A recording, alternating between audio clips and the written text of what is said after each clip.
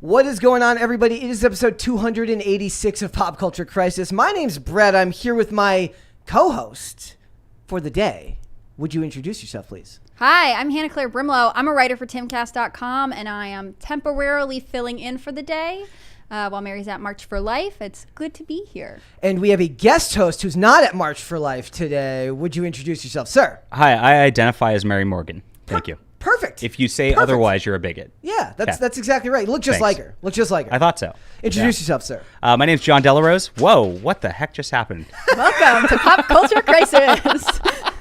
That's our money gun. That's the money gun. There's a money gun? So when people super chat into Pop Culture Crisis, they activate our money guns, which blast money at you. And that was hilarious. You have signed up for that for the whole day. You that get money panicked shot at you. me. And ask the chat what happens when we reach a crisis party. Chat, what happens when we reach a crisis party?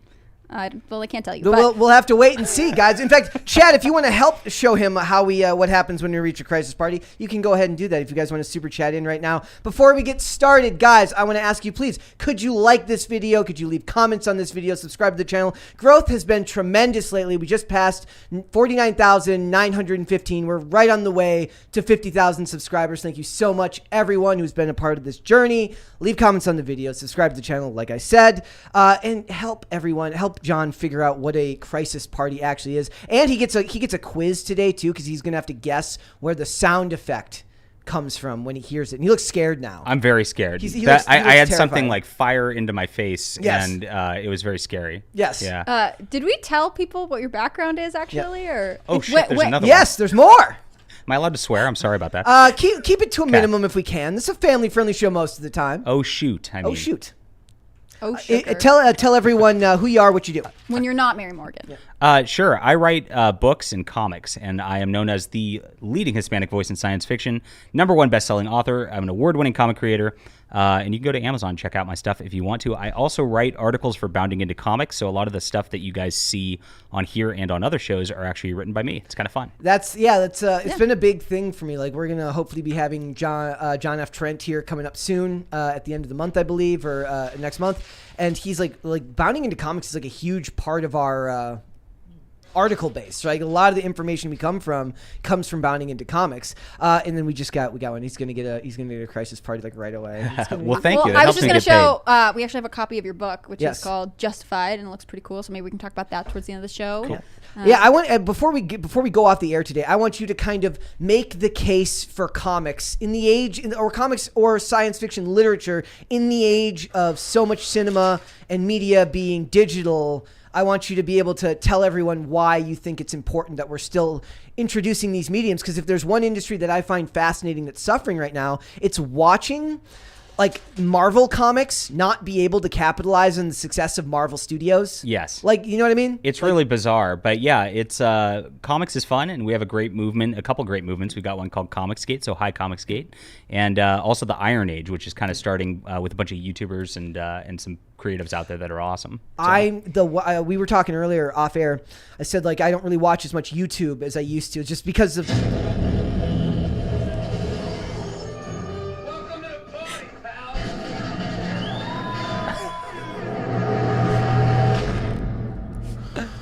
Isn't that amazing? What were you saying?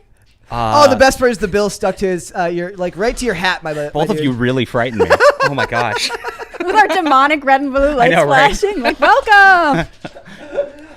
Hail Mary, full of grace, the Lord is with you. Yeah. She's at March for Life. She's at March for Life. Yeah. Dang it.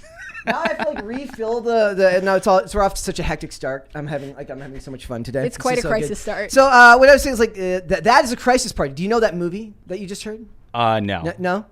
Not Die Hard. That was Die Hard? Yes. Yeah. So like out of all the out of all of the YouTubers that I still watch all of Zach's videos. Oh, I could pretend to be him too. Yeah, like hey everybody, it's your boy Zach. there you go. That was good. That was a good impression. Coughcast. Yeah. He's the one where like his experience is so uniquely like he comes up with these topics that are very relevant, and then he gives these kind of anecdotal life stories that I love. You get to learn about like what burritos he ate that day. Yes, I love his like, and he's kind of he got off Twitter. He does his own thing. He doesn't worry so much about the industry. You know what's going on with all of the drama. He just makes his comics. He talks about what's going on in the industry because he's got problems with like the Vita Ayalas of the world and stuff like that because he critiques their work. But in general, his work is like that's a YouTuber that's lived through my transition onto the platform of actually using it as opposed to just being a viewer. He's like one of the few creators who I still listen to. Absolutely. So, yeah. So cool. We got a bunch of stuff. Thank you. It's like, oh my gosh, it's off to such a start today. We got a bunch of stuff to talk about today. J.K. Rowling, there's an absolutely bonkers, and I do mean bonkers article from the Mary Sue, as if you could expect anything less coming from the Mary Sue, right? That's critiquing, it's not even critiquing Hogwarts Legacy, which is funny because that's where all of the traffic is right now. Everyone's talking about Hogwarts Legacy, but they're critiquing the sales of Pottermore. Do you remember Pottermore, like the online platform? The classic part of Harry Potter fandom. Like it's like they're critiquing that, and they transition into like one of the most despicable articles I've read in a very long time. So we're going to talk about that.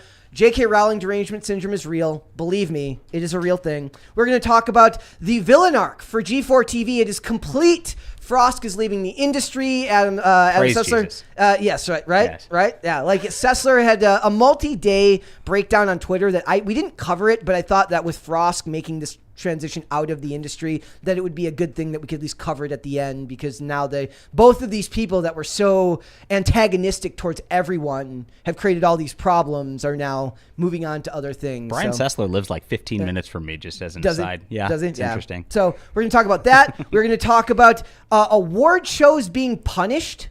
Award shows are being punished due to the type of content they're making. It really is kind of like a weird form of censorship, and also an actual loyalty oath that you have to pledge to the diversity, equity, and inclusion gods that they did at Sundance Film Festival. We are also going to have Batman himself, Robert Pattinson, tell us about insidious beauty standards for men in Hollywood. So if you guys are ready, we can just get started. Hannah Claire, are we ready? I'm ready. John. Let's get into the news. Well, no, Hannah Claire.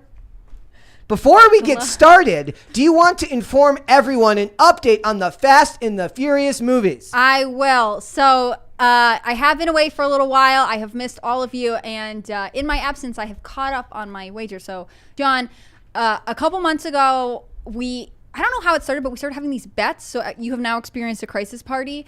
We said, like, after X amount of crisis parties, if we got them in one episode, we would do different things. So like Brett bleached his hair. It was blonde. It was blonde for several months. He looked gorgeous. Yes. I'm going to tell you. And mine was, and it came from the chat, which is what I love about this show. After 25 crisis parties, like they got 25 in a row, I had to watch all of the Fast and the Furious movies because I just get so frustrated with sequels. Like I feel like they just make sequels on sequels on sequels, and like I do not understand the appeal of Fast and Furious movies. Wait, what? Yeah, I know. I'm. What's wrong with you? I was raised by the Amish, I guess. Were you homeschooled? No, I wasn't. But you told me I look homeschooled, which I think is actually a compliment. And then I got insulted and said, Brett, you don't look homeschooled, and I have no idea what that means. What does that mean? It's just chaos everywhere. It is. And the second crisis party. So, because we had 25 of these, I'm watching Fast and Furious, and I last night watched 4 and 5 back to back. Nice. And I'm just going to tell you, so I'm sort of liking the idea that it was like 3 intro stories that they're sort of coming together.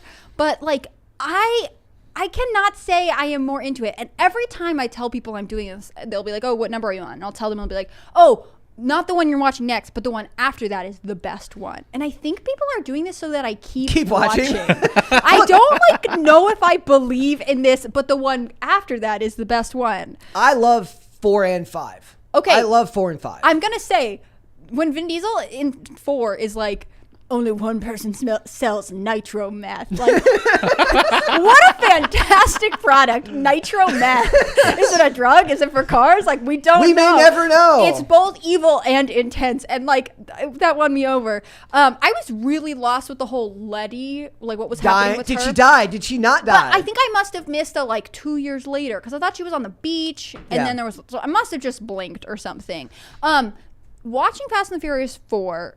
made me wonder what they're going to because like there's a 10th one That's coming not even out yet. It comes out this year. Remember, you got to have to finish them beat all. it. She has to watch all of them before the 10th one comes out. Otherwise, I want to talk about the last one, but I don't want to spoil it for her because such amazing things happened. Yes, in that I last don't one. believe you. Like, I don't believe you. so much amazing stuff happens in 4 But every or time 9. I Are would you say kidding this, me? every time I say this, they'd be like, "But they go to space. Why? Oh, Why she already knows. Why not? Why would this Why not? collection of ragtag car thieves with hearts of gold go to space? It doesn't make sense. I will say, I would be curious. You just like, have to accept it's a world that's not the real world. But, It's a like- world where cars go to space. Okay, but the first couple movies, they're sort of pretending like maybe it's real. The first movie is absolutely down to earth. and I real. will say this one like made not a ton of sense, but it made slightly more sense than 3. Like 3 was weird and had like weird references to incest. Like I just didn't get it. But for Fast and Furious 10, do you think they're gonna have Teslas in it? My theory is that they're going to have a DeLorean. They're going to go back in time and and race start again. dinosaurs. Yes. Race Race dinosaurs. They need to cross over with Transformers.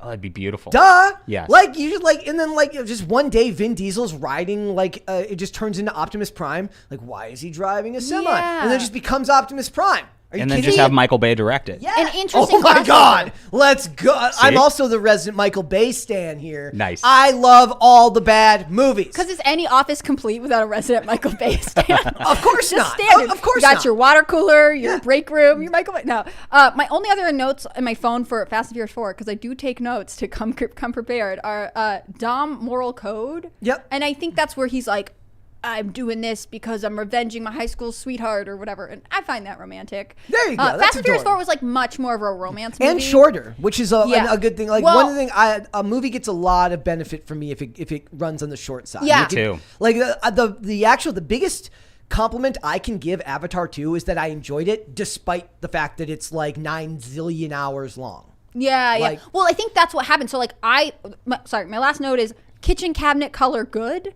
So I don't know what I'm talking about, but apparently I like some interior design choice. Perfect. That's good. But like, I think because it was like like an hour and 40 minutes, about perfect. maybe, right? Yeah. I was like, that wasn't too bad. No. I'll watch another one. But the next one is like 2 hours and 10 minutes, and it was just a long And night. then the run times start to creep up and everything. By the way, I'm finishing this poll early. There was no reason to run this one to the end of the day. The poll today, Hannah Claire, was, did Hannah Claire watch a Fast and the Furious movie? And unfortunately, 67% of the votes didn't have any faith in you today. That's okay. They said no. To be fair, I had let them down for a while, but I'm back, and I didn't just watch a Fast and Furious movie. I watched 2. So yeah, like in a way, you've made up for lost time. Let's hope so. You made up for lost time. Also, like, just remember, this is like a punishment for me because if there becomes a 10th one for me to watch if I don't get through this fast enough. Yep. Also, let's remember that, like, I mean, you're going to the theater to watch it though, day one. actually, right? that's kind of crazy. Like that's like I always brag about being not a completionist. I can watch half of something and just give up halfway I through. can't do it. It kills me. Okay, it's kind of impressive to think that Hannah Claire could watch 9 just so she doesn't have to watch the 10th. I want to be someone of my word. It's just that I don't watch a lot of movies. Okay,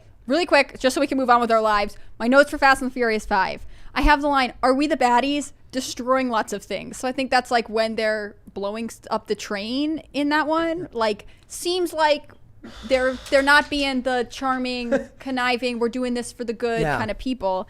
I have steal car from a boat. I think that means that I predict one day they will steal cars from a boat. It was really late when I was doing this.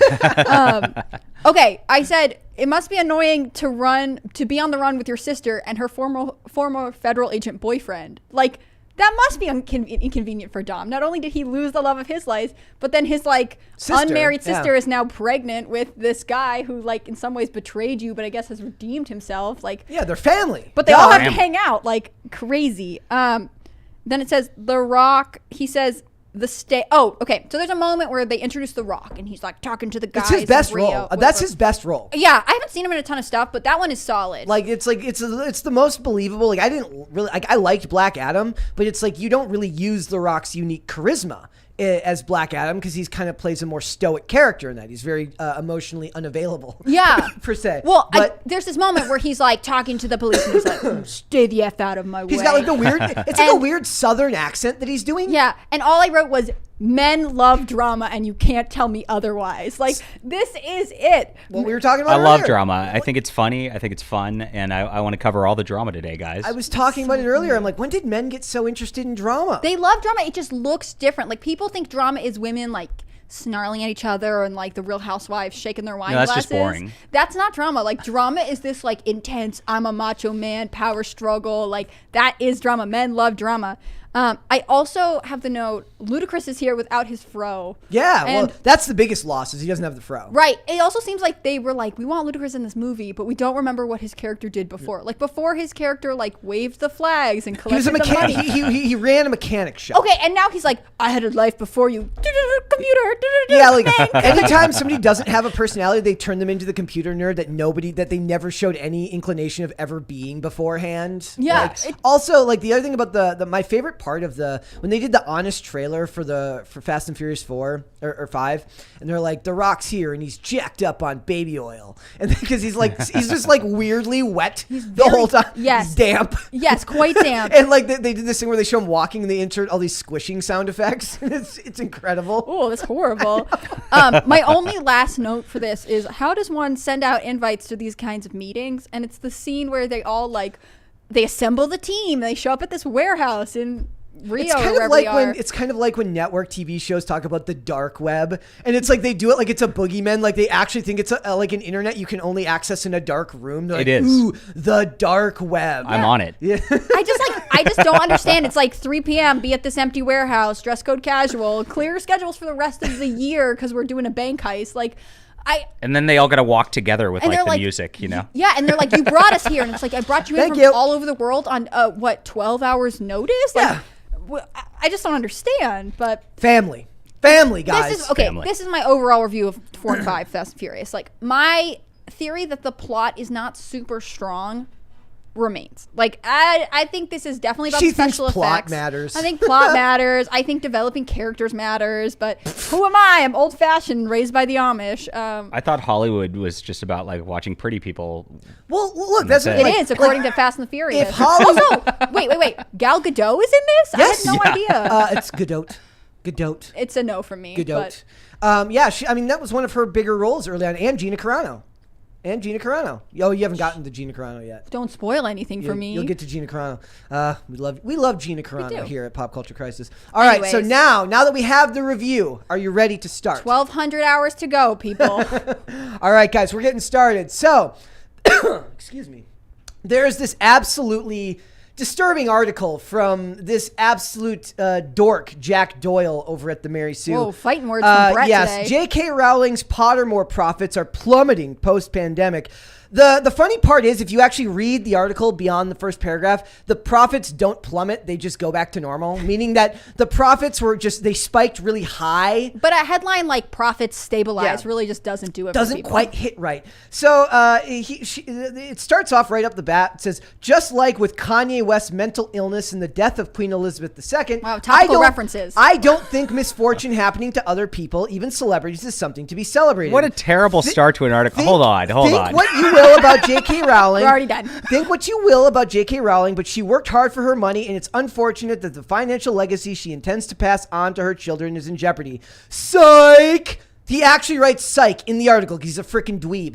Like, this is an article where it literally... Somebody clip Brett calling this guy a dweeb and send it to him. Like, Yeah. Okay, so he goes on and he talks about how the profits exploded for Pottermore during the pandemic. Obviously, everyone was stuck at home. That makes perfect sense. And then he gets also into, didn't Minecraft get really big? yeah, all like the a online bunch of games? stuff. Well, in stream, we had the streaming bubble come forward because of the pandemic. We 'cause were all everyone's sitting at stuck home bored. inside. Yeah, everyone's Yeah. stuck inside. And then he goes on further and starts disrespecting J.K. Rowling, disrespecting the legacy of the book, which I'm sure actually hurt him because he's probably loved. I see the he phrase, probably- is a total transphobe. Yes.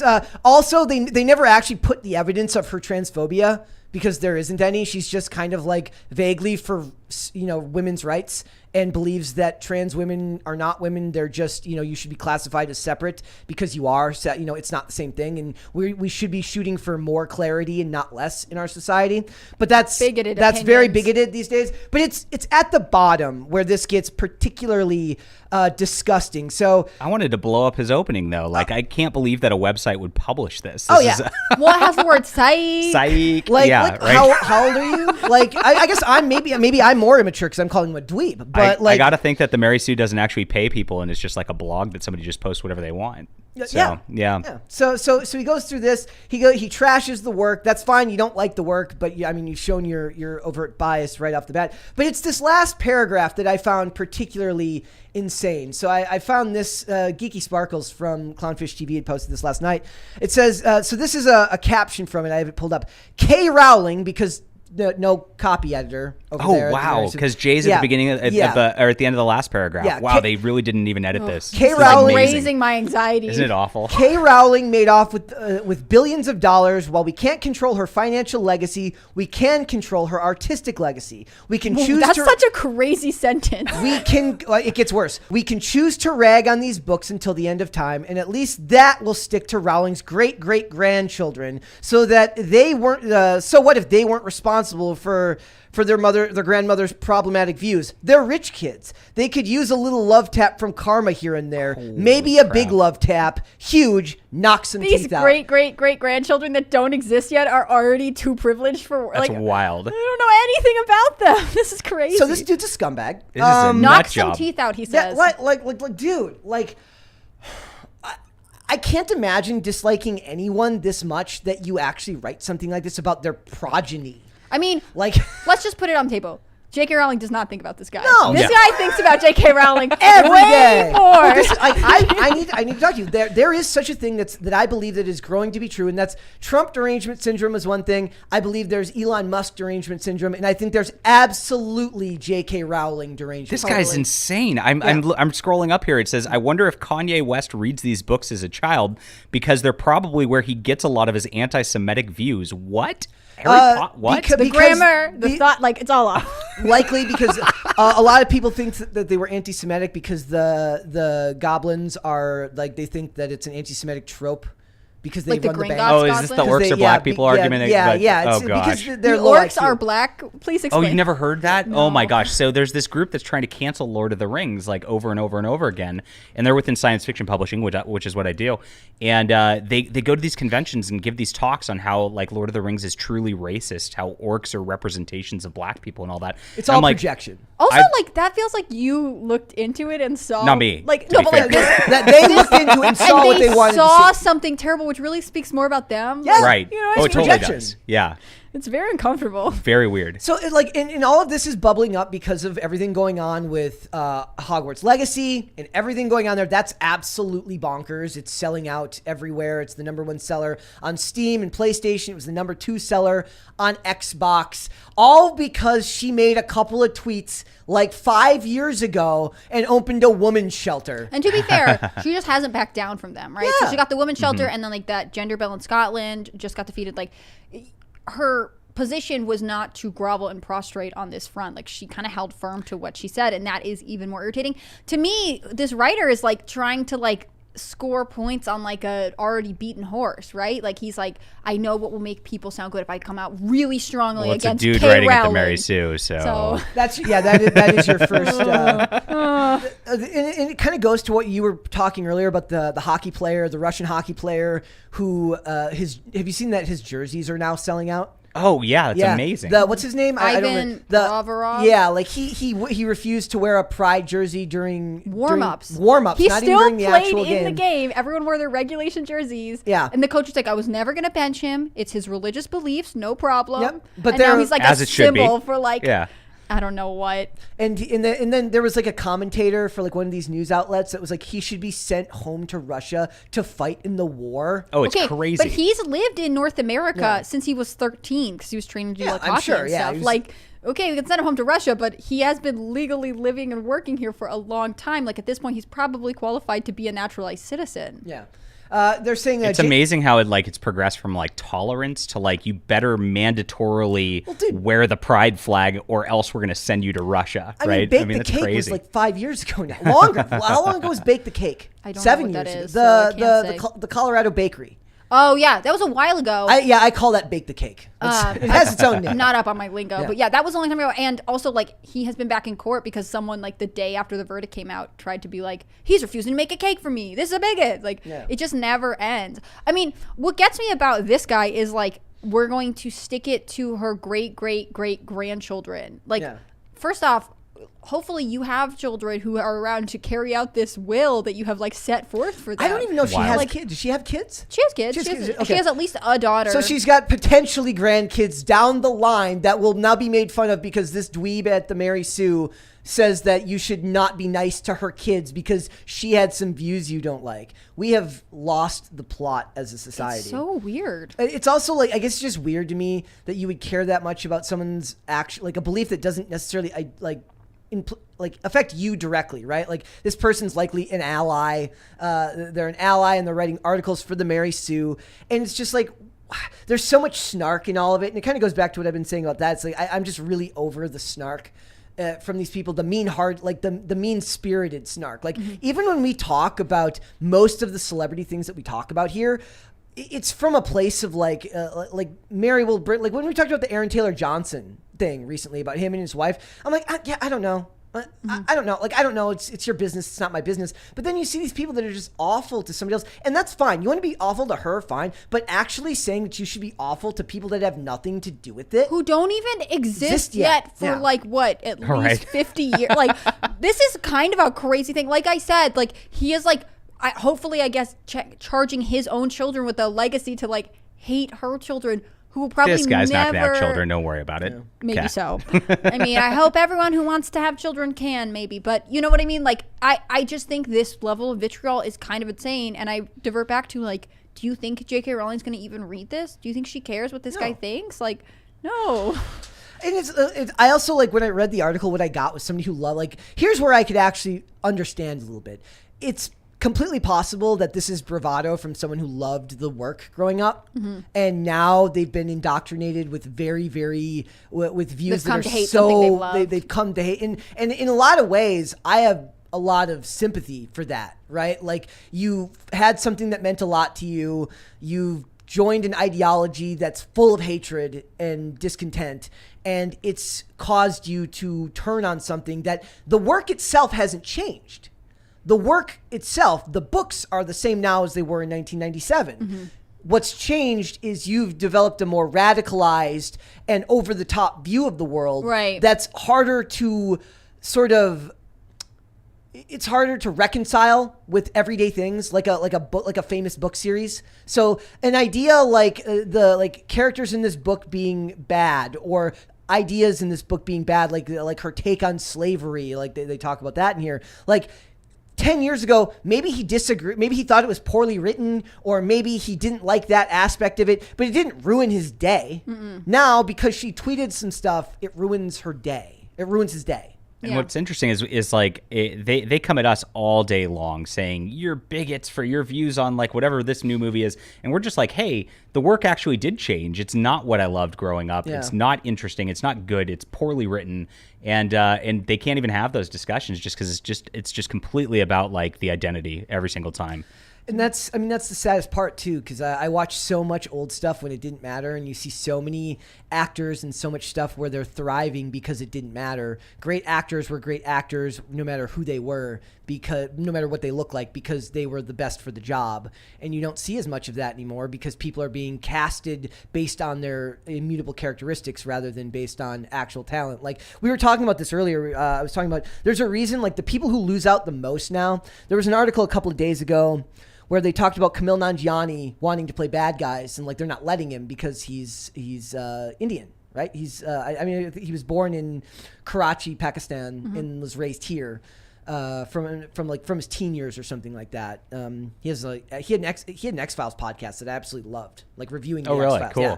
But like he's very far left, and that's fine. But he's like, I want to play bad guys. I'm like, you did this to yourself.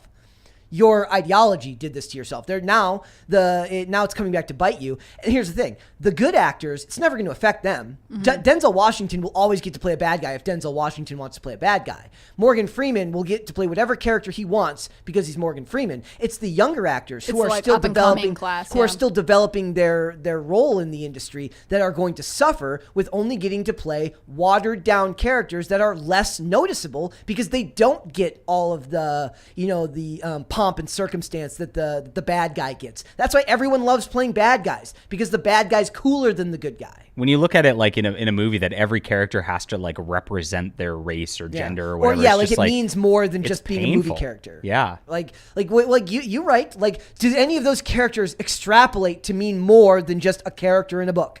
No, I put in my friends, and I try to put into my friends' personality. So it actually represents a person, but that's about it. Yeah. And look, I can't I will admit that there's a little bit of critique for myself here. Choosing to cover it does, in a way, make this part. Hey guys, thank you. It just sounds like it's angry at first. It's so mad, and I love it. Look. Should I tell the chat that I haven't seen Die Hard, so I don't get this? They're like, wait, you haven't seen Die Hard either? I haven't seen Die Hard. Oh my god. We used to be. Who are you? Yeah, I don't know. Look, still searching for my identity. I haven't seen enough movies. I will critique myself in saying that by choosing to cover this makes me at least a little bit in the same vein. Like, I'm choosing to at least draw attention to it, so I can't deny that fact. I don't know if that's hypocrisy, but I think his behavior, I'm calling out his behavior of talking about somebody else's kids and grandkids. I'm laughing at this bad writing. Psych. No, I think part of covering it is like talking about the fact that this is a legitimate reaction that someone is having to the fact that an established venture from the Harry Potter franchise, which is incredibly successful, is making money or making less, like whatever his complaint is, and really he just has some sort of personal vendetta against J.K. Rowling. Like, I think so often you hear the lines that are like, conservatives have meltdown, conservatives freak out, or like whatever, and I hate to just make it all about politics, but like, this is a meltdown. This is a crazy thing to write, and to then someone else read it and published it, I assume. Like, these were people who were like, that sounds good, good point. I love the way you put psych in there. Like, it is a weird world that is existing, but also someone's going to read this and be like, excellent points. That's true. I never thought of it that way. Like, the thing is that it's not, I mean, it's just regurgitating the same points I've been seeing on Twitter from like Brianna Wu and like other people just over and over and over again saying the same thing. It's a mob. You're actually covering, still doing that. This is a representation of like a mob that's out there. It's not just one person. And she's still doing that for Hogwarts Legacy anyways, like right now, because they don't want people streaming the game. Like, they're trying to shame game streamers to prevent them from playing Hogwarts Legacy, because if you play Hogwarts Legacy, you're a bigot. I haven't played a video game in like 10 years. Yeah. I don't like Harry Potter, and I'm like considering getting this game just to stream it. Like half of my feed right now. It's like people who had never been to Chick-fil-A, who after all that stuff, we're like, we're going to Chick-fil-A, pack up the car. Half my feed right now is like people saying like, oh, I'm a bigot, I'll take two. And I will push back on that. Do not buy something just because, especially this isn't, it's like reverse psychology. This is not some independent creator who's making something to spite. I don't even like the idea of like subscribing to something out of spite, but like, don't put money in J.K. Rowling's pocket just because a bunch of weirdos at the Mary Sue don't like her. Buy it because you actually want to play the game, right? Yeah. Like, I don't like that idea either. I think both sides go over the top on that stuff. If you want to spite the guy who wrote this article, make sure to hit the like and subscribe button, everybody. On this channel, hit like and subscribe. Send us. Here's some money for that promo. Super chat us because you don't like this guy. Like, no, like you have to. You're mad that I haven't watched the Fast and the Furious movies. Go ahead, like, subscribe, share. Exactly. Like, look, I think everyone's got to be aware of this stuff, because I think everyone falls into this same. At a certain point, you're consuming a product, and you shouldn't just support a product because somebody else doesn't like it. It has to be because it's actually something you want, or it's coming from someone with values that you support. And that's the funny thing you mentioned earlier. You said, what's worse, J.K. Rowling being a feminist or J.K. Rowling being transphobic? Like, don't support this because you like that was like a joke we were saying. It earlier, is. Right? At the end of the day, though, like, I mean, J.K. Rowling is an obnoxious leftist. She's just not on this one issue. Exactly. Like, don't like if you're gonna support anything, support her charity.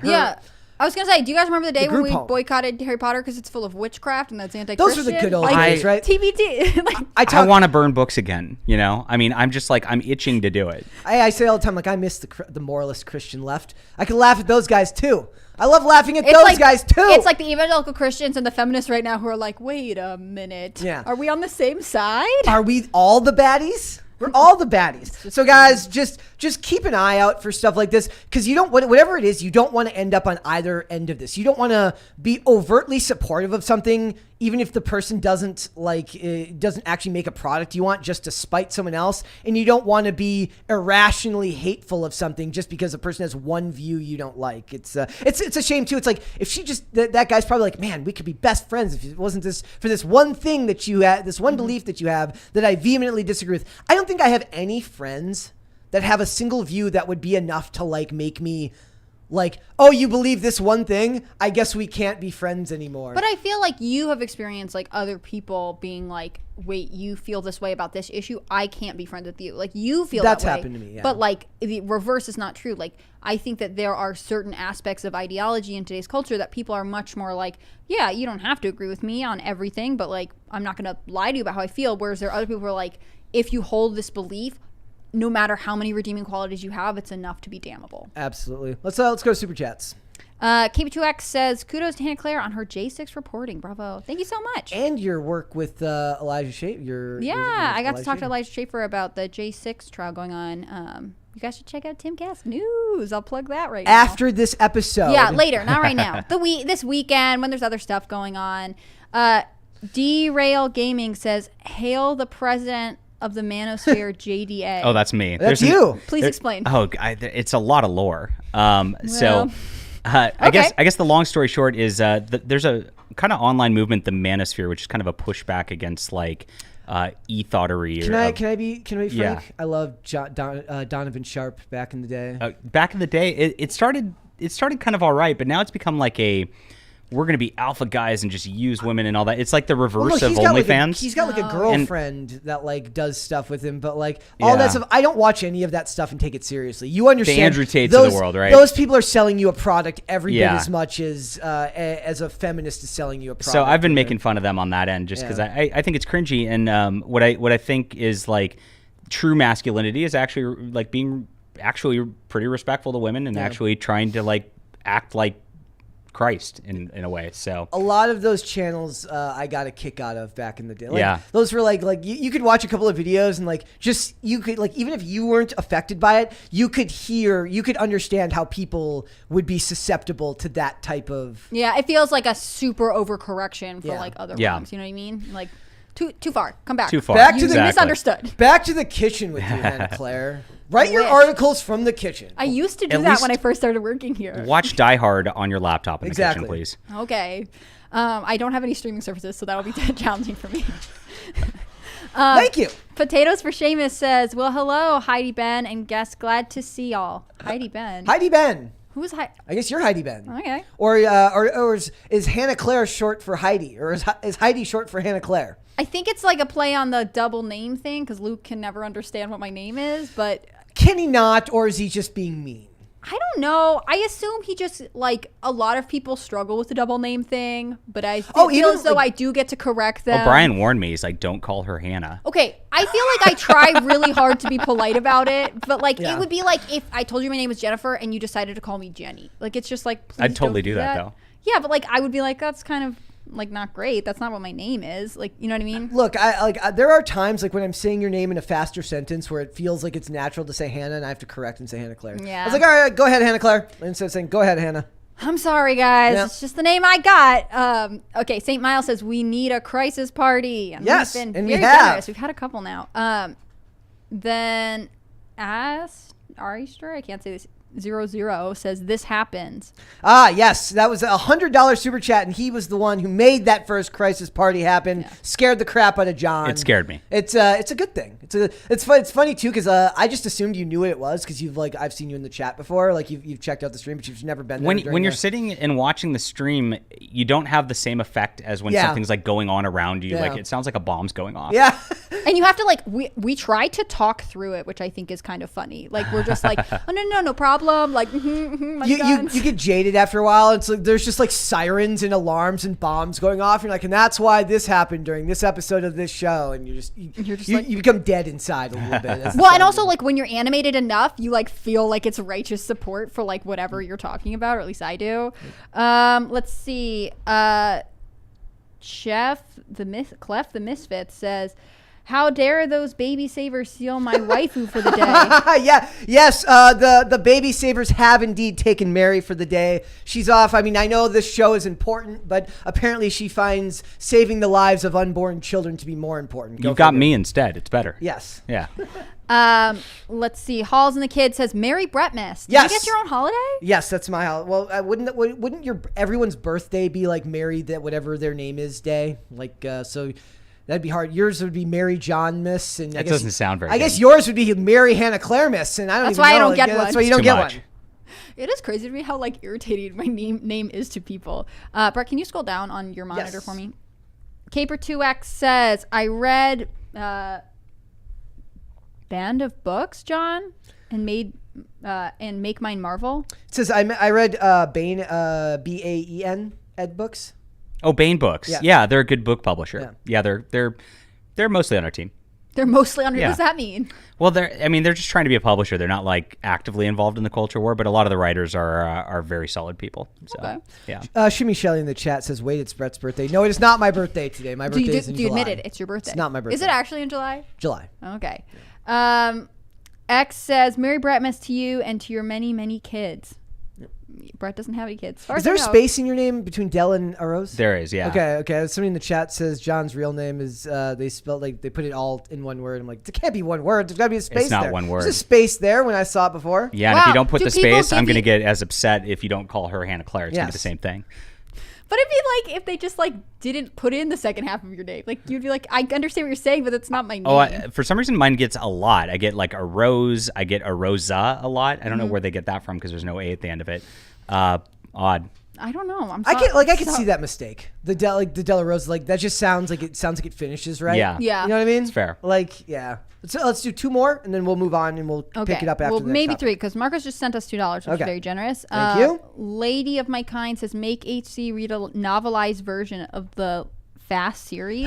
Is there such a thing? There's gotta be. The last of my kind. Thank you. Yes. Is there a novelized version of the Fast and Furious? There's novelized versions of everything. Yeah, because like so. there was a novelized version of the X-Files book of the X-Files episode Eve that I loved. Like for some reason I was just poor and couldn't afford I couldn't afford season DVDs weren't even a thing. I don't know if any of you guys, there's probably a lot of people in our chat that are old enough to remember this. Back in the day, you didn't get season DVDs. You got a huge thing of VHSs that had like 2 episodes on each of them. So you got like 6 episodes from each season and that was your season of the show. Like they would just pick which ones you got. What's interesting is the novelizations are really weird, and Disney's actually very tight-lipped about it, especially with the Star Wars stuff. Yeah. And one of my buddies actually wrote one of the novelizations of, I don't remember which of the new Star Wars movies it was, but one of them. And they flew him out. Mm-hmm. They didn't allow him to take the script out of a room. They had it like in a room. And they let him be in there for 24 hours. He wasn't allowed to take notes, nothing. Like he had to just read it over and over for 24 hours just so he could get it in his head. That's Go out there crazy. and then write the novel from it and try to be as accurate as possible. Oh, man. Just because they didn't want any leaks getting out. That feels like how you audition for like being in the CIA or something. Right? Very weird. For a Star Wars book. Do you want to read the Kiko Man one? 'Cause it cut off. It says you can't.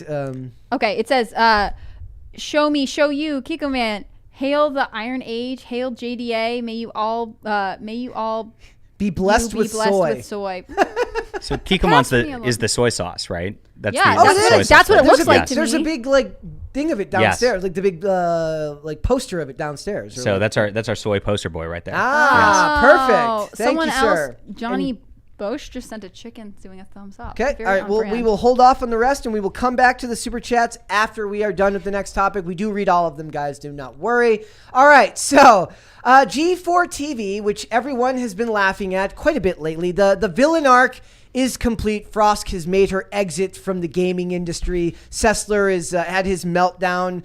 It was last week, right? It was like last week. Would you say? Yeah, it was beautiful. Yeah. Oh, I see that was looked beautiful. Look at that. Brought a tear to my Beautiful. eye. I love people melting down on the internet. It's like my Really? favorite thing. Look, yeah. to me it You was get, like make some popcorn. You're like, Yeah, you're so ready. it's like me, it was a chef's guy- kiss, you know?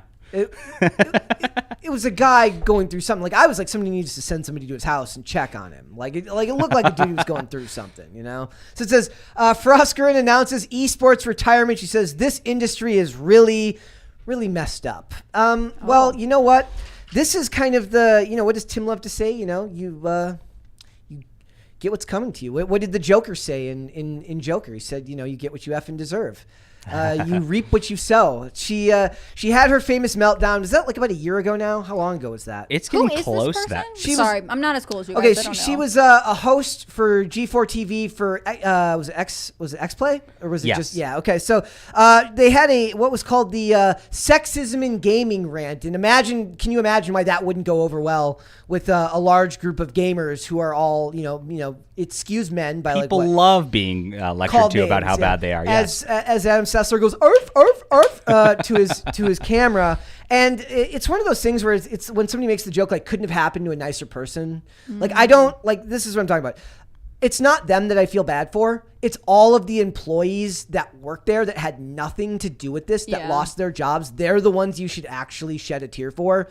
Those people had nothing to do with either of those persons' rants, yet they're the ones who lost jobs. You're so nice to people. You're looking at Adam Sessler and you're like, I'm wondering what's going on with his life. Is he okay? And I'm just like, this guy's being an idiot on the internet. I'm just going to laugh at it. So this is her quote. Way nicer than me. She says, I've been angry for a long time with my peers for not using their power and their voice to stand up for others in the industry. Had to come to some hard terms that people I'd known for years who I thought were good friends just weren't. Devastated me for a long time. Anyway, I'm leaving the industry, found new work elsewhere. This industry is really messed up, and what happened to me and plenty of others wasn't fair, and it could have been avoided if we had all stood up together. You let me down, but I get why. Cheers and good luck. But I get why. Yeah, like, well, she's actually. Do you though? But the thing is like she didn't stand up for something. She just was really mean to people. She didn't. Okay, at the very least, you could criticize her if we were being 110% fair to her.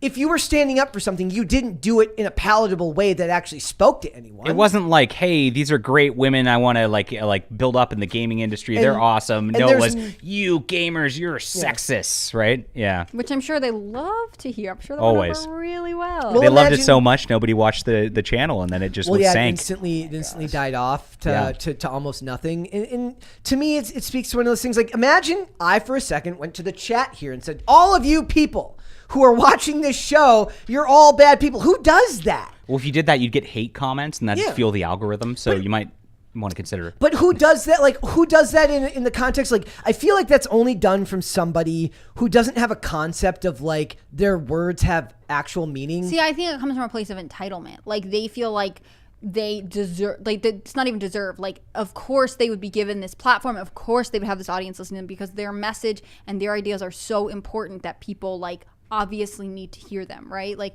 there's no humility in that. No, it's the opposite. If you look at this, if you look at her second statement here where she says, what happened to me wasn't fair. It's like, wait, you had agency in what you did at this channel. What happened to me right? that I could not have predicted if I put any thought into it. Well, also, like, imagine if you were to do that, like our words have consequences. If we were to say something like that here, you caused a mass exodus from some aspect of the job. Like, you can't just write articles that are extremely rude to people for no reason, right? Saying like me specifically? anyone. You Like, specifically, You wouldn't yes. write something that's extremely derogatory towards the people that are paying your bills. Right. I mean, you can do it. I don't think I would get it published here. And also, like, to what end, right? If you feel that way and you're willing to go down this ship, you have to, like, be honorable enough to be like, I said what I said and I stand by it. Yeah. Whereas, like, she is now, it seems like, being like, I, as a victim, what happened to me that was beyond my control, like, there is no responsibility being taken here. And in fact, like, it sounds like she hurt a much larger organization. Yes. With her decisions that probably no one actually asked her to do. You know what I mean? Yeah, It's absolutely. funny too, because like me and Dane talk about this a lot off air, and he was talking about, he's like, look, I used to love X-Play. I used to love all of this stuff growing up, and it came back in an iteration that didn't really work anyways, because they were trying to be, it would have made more sense doing Twitch exclusively maybe, or doing something other than trying to do network television. Like, they were basic, like they were on actual cable, like in a $20 million studio. It doesn't really make much sense with that much overhead for something like that.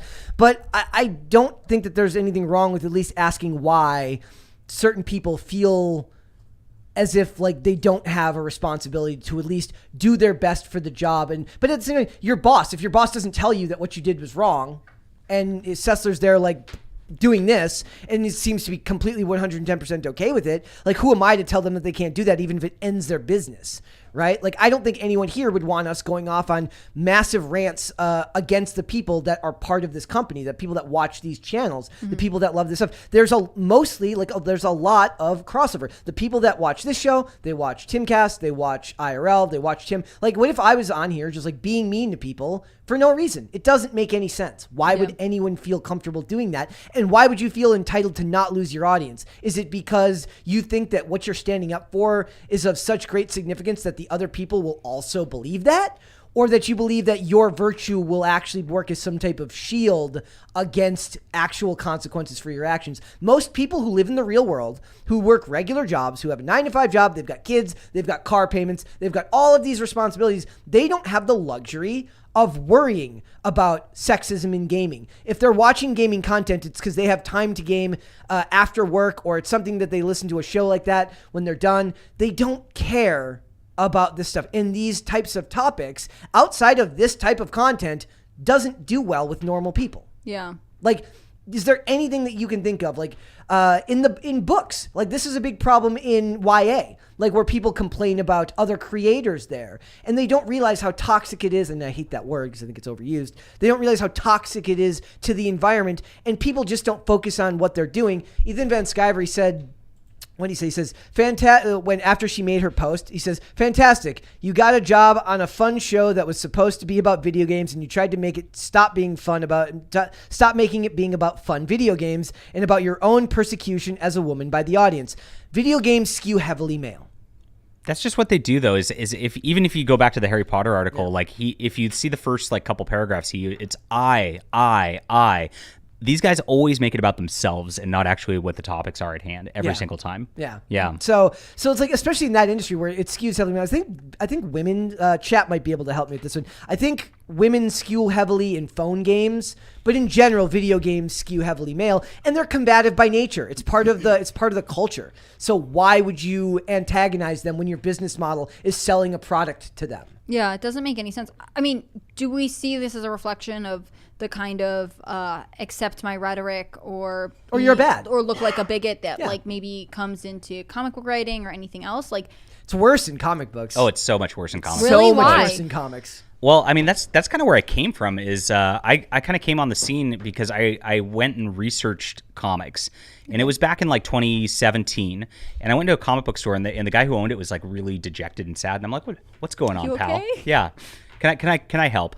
And he said, my sales are way down. I'm like, what's going on? He's like, you haven't been paying attention? I'm like, no. And he says, well, all the Marvel characters have all been replaced. Like, Thor's a woman now. Spider-Man's a black guy. It's funny, too, because then now DC's worse. It's worse. Like DC at that time wasn't great, but you had like Black Label and some of these like the prestige titles, like the James Tinney and stuff. Yeah. That was still doing fine, right? But they almost don't care that much because DC's not that big a percentage of their sales. He said Marvel was 70% of his sales, and his sales were cut in half because of this stuff. And here's what would happen. These shop owners would go to, whenever they'd have events, they would bring these issues up to Marvel and to the industry leaders, and the journalists in comics would then write articles about how these shop owners are racist bigots, and they would basically be shamed into silence and told to buy things that they themselves knew would never sell. Correct. Because nobody cares about race or gender swapped characters. People love characters in their original iteration. You can make a character any race, gender, sexuality, as long as you write a good character and you don't just change something that people have a strong attachment to initially. The X-Men have been diverse for decades. Everyone knows that, right? Right. There's no reason to make all these changes, but we got all new Marvel, and what was that, 2017? I thought it was early. It is. I mean, but now they're doing stuff like they're implying that like Cyclops and Wolverine are, in relations with each other. I mean, it's bizarre. Yeah. Why? Like, just to seem like pregnant Joker at DC. Oh yeah, I remember that one. And then the guy's like, it's just a joke. And I'm like, and here's the thing. I actually laughed about that. I'm like, look. There's a long history of sci-fi. But that's like people being like, "Oh, it was just a joke." Like that's like semi-grooming technique. No, here's the thing. It is. In science fiction, it's not just semi. In These are science comic fiction, books. Creepy. Yeah. In science fiction, there's a precedent for that type of story in the past. Yes. Long ago. But we all know that that's not what this is. Yeah, Like, I was gonna say in like Sims 2, when you have like aliens, like Yeah. the men can get pregnant if they get abducted by aliens. And But, Junior like, was the greatest has, movie and of all has time. anybody seen Junior? I was like somebody needed to Have you seen Junior, Hannah Claire? no. Somebody gosh, needed to Chad. make the cover of that, like to redo the cover of that movie and put the Joker's head on the cover of Junior. That's a great meme. Yeah, it'd be great. So it's like they did this, like they injected this ideology into the comic book industry, and they started to watch it fall apart. And I have to admit, like just like with wrestling, these are spectator sports for me. I quit collecting and really caring about comic books as that part of the industry years ago. Wrestling, I haven't really cared about in years, but I followed the industries through social media, through podcasts and stuff like that. So it was like watching a slow motion car wreck and watching all of these movements and all of these things sprout out from it that were organic, fan-led revolts against something that anybody with a brain, with two brain cells to rub together, could see was a mistake. Meaning, even if you want to change characters, you don't change all of them at the same time.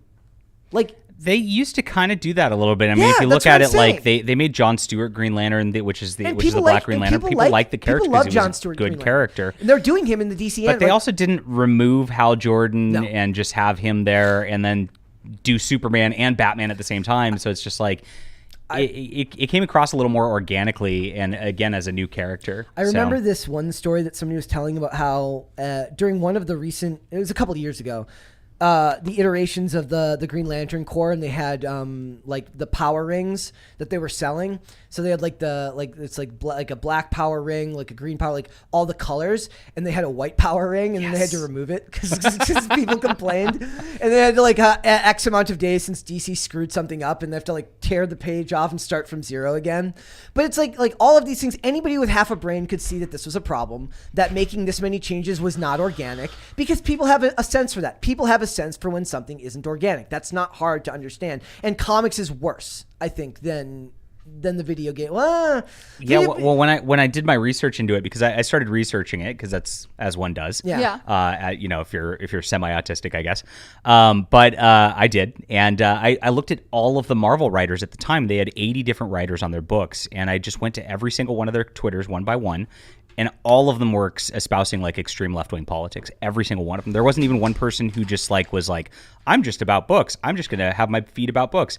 Every one of them had political content on it. And I'm just like, they're all getting hired just based on their little politics, not based on anything else. And that's what's destroying this guy's business. It's like that line, like when you're hiring, like, oh, we think you'll fit into our company culture. Right. Yeah. That's exactly it. Well, and they do it because the idea that a lot of people would have is they would push back on them. They're like, look, we don't care if these are your views, but leave it out of your books and maybe don't be mean to people on social media. But they never have the wherewithal to like make a separate page for their like a personal page, because they like the clout that comes from having a blue check. Well, what used to matter about getting a blue check mark, it matters even more now, sir. because they would have their blue check mark because it would say Marvel writer in their bio. So that was the clout. So they espouse their political views through the clout that they've gained by working for a company. Again, the phrase I always use, standing on the shoulders of giants. They get to stand on the shoulders of Jack Kirby and everyone and say, look, we believe this, and that, not realizing that the things that you've been put in charge of, the characters you've been given privy over, have histories that go far and beyond. Yeah, they're not even original to you. No, like, they will. No. Yeah, you're so using someone else's work to push. You're a caretaker. Yeah. And for it the is time being. all for clout too, because if you actually look and find out what these people make too, I mean, there's a reason they're angry. Yeah. It's pretty bad. The Marvel and DC really use these people and just hold them down, just because it's like we own all this stuff, and that's why I think it's important to kind of make your own characters as a writer. I'm moving it, guys. They're getting freaked out because Sure. of the meme in the video that he keeps saying bye, and they find it disconcerting. Like, and that's the part that always bothered me, is because, like, look, you are a caretaker for a property that's valued much, much higher than, similar to like what you mentioned with Star Wars. You're given the privilege of writing about something that was created years, if not decades before you, that has an extreme level of cultural significance that matters to millions and millions of people. And the fact that you can't look at the gravity of what that means and say, maybe I should put aside my worldview for the sake of the character. that speaks a lot about the worldview of the people writing it. And a good writer actually puts the worldview from the character's perspective. Exactly. Right. Always. Yeah. Right. And so, like, it's always funny. Like, one of my favorite things is, like, if you watch a TV show long enough, you eventually figure out when the bad writers come in because the characters just change. Yeah. Like, if you get 9 seasons of a TV show, a character will just start acting differently, and you'll never know why. Well, you know why, because there's a writer on the show who either doesn't care or wasn't given research or doesn't research their work. My primary example of this, which I know you both will deeply relate to, is actually Gilmore Girls, which is the classic. I watch it every night. Do you actually? No, of course you not. Don't. Yeah. But it's a really interesting show in a lot of ways, partially because at the time the scripts were much longer, much more intricate than anything else that was being produced on that kind of television. But it was a husband and wife team who produced and wrote the show for like 6 seasons. They had disputes with the network, and then the last season is like it's a different show. I mean, the timing is different. What the characters say, how they behave. Like, I can only imagine what it's like to grow up with a comic and then to suddenly be like, here is something completely different, but it's in the skin of something you care about. Yeah. Like, it's very disconcerting. And it's cheap. And it just proves to you that those people didn't have the talent to hack it themselves. It's like what's going on with Velma. With them not like, she could have made Velma and it would have been a stupid show that no one would have watched, but you could have done it and it wouldn't. I mean, hopefully she would have aged up the characters and not made it so creepy. But like, she could have made that show without any of those characters' names and it would have been no different. And it would have been fine. Everyone would have hated it still, but it wouldn't be causing the outrage that it's causing now because you're crapping all over something that previously tons of people cared about. I want to read this chat. It's not a super chat from Pariah Scion. Says Brett, but generally, if the X-Men was a metaphorical expose on the politics of the time, isn't what they are doing just par for the course?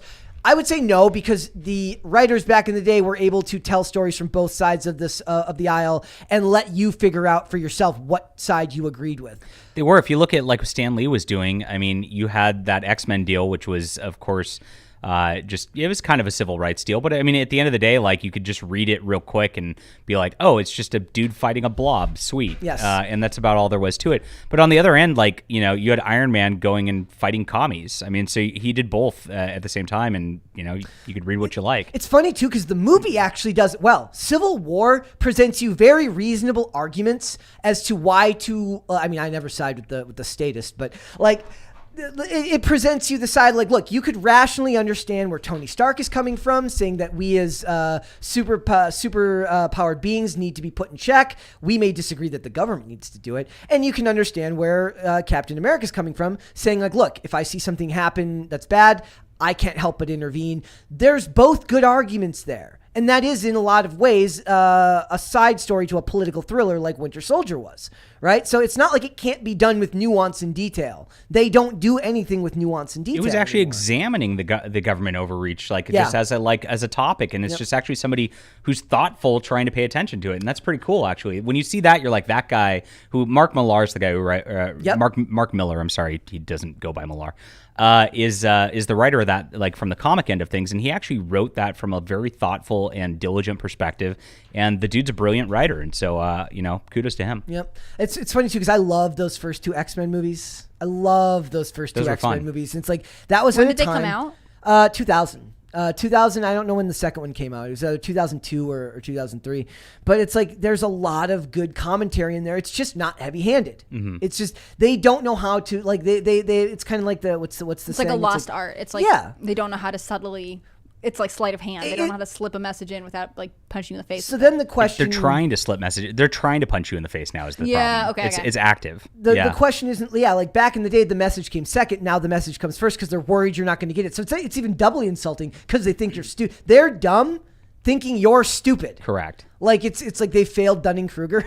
Like, it's bonkers, dude. So, look, I think a video game's a lot the same way that the comic book artists in the comic, not all of them, the worst of the worst in all of these industries are always going to bite the hand that feeds them, not realizing that these larger corporations, obviously, Marvel Comics will put up with it. They'll put up with the bad writing. DC will put up with the bad writing, and it still works because, you know what? At Disney, who owns Marvel, comics are literally like a blip on the spreadsheet.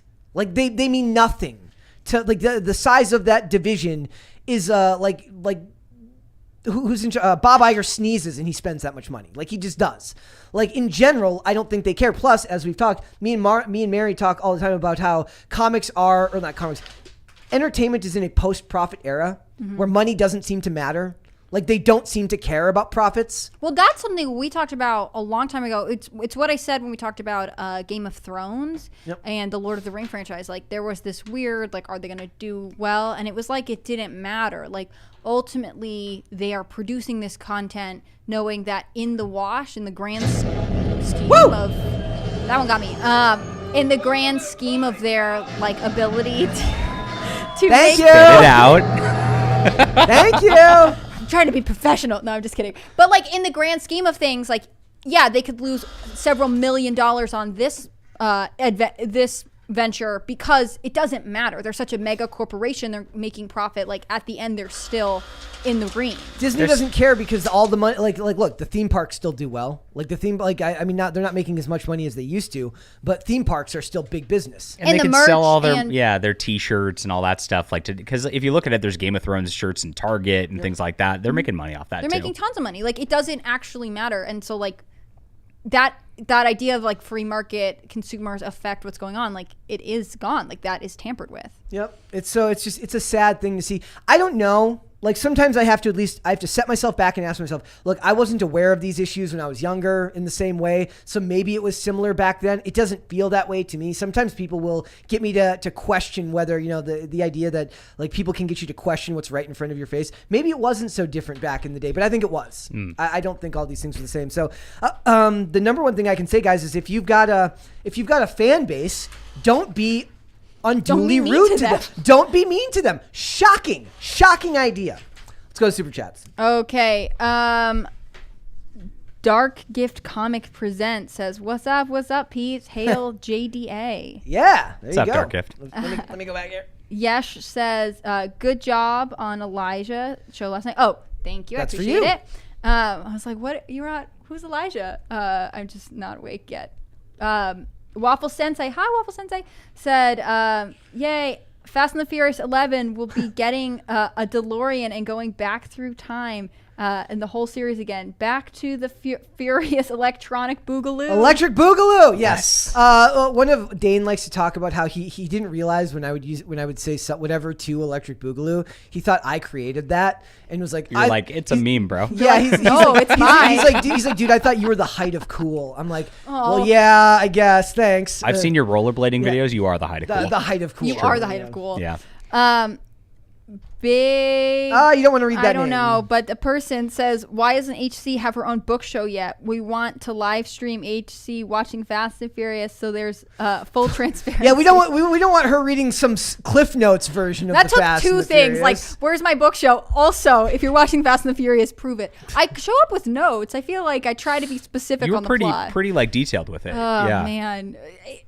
Those movies are weird. Like, if by weird you mean freaking awesome. It's not what I mean. Dumbledore says, men love adventure, women interpret it as drama. I think that drama is part of the adventure, right? Like, the tension between the characters, figuring out the problem, like, that's all drama. I guess it's just a different definition for what we're thinking. I think men are sensitive to the idea of drama. Like, I like that both of you are like, yeah, no, totally. I get your definition of drama, and I think when most people are talking about it, they're talking about like catty gossip behavior. But I don't think that's actually what drama is. It's not. Like, if you read like literature or anything else, like drama as like a basic category, like if you look back to like plays and stuff from ancient Greek traditions, like you have a drama or you have a tragedy, or like a tragedy, a drama, a comedy. Like, all the words have been corrupted these days. You know that. Yeah, I can't even speak. 1,000 Foot Deep End says, welcome to the show, John. Also, props on Fast and the Furious double feature to prepare for the show, Hannah Claire. My apologies for doubting you in the poll. It's okay, I deserved it.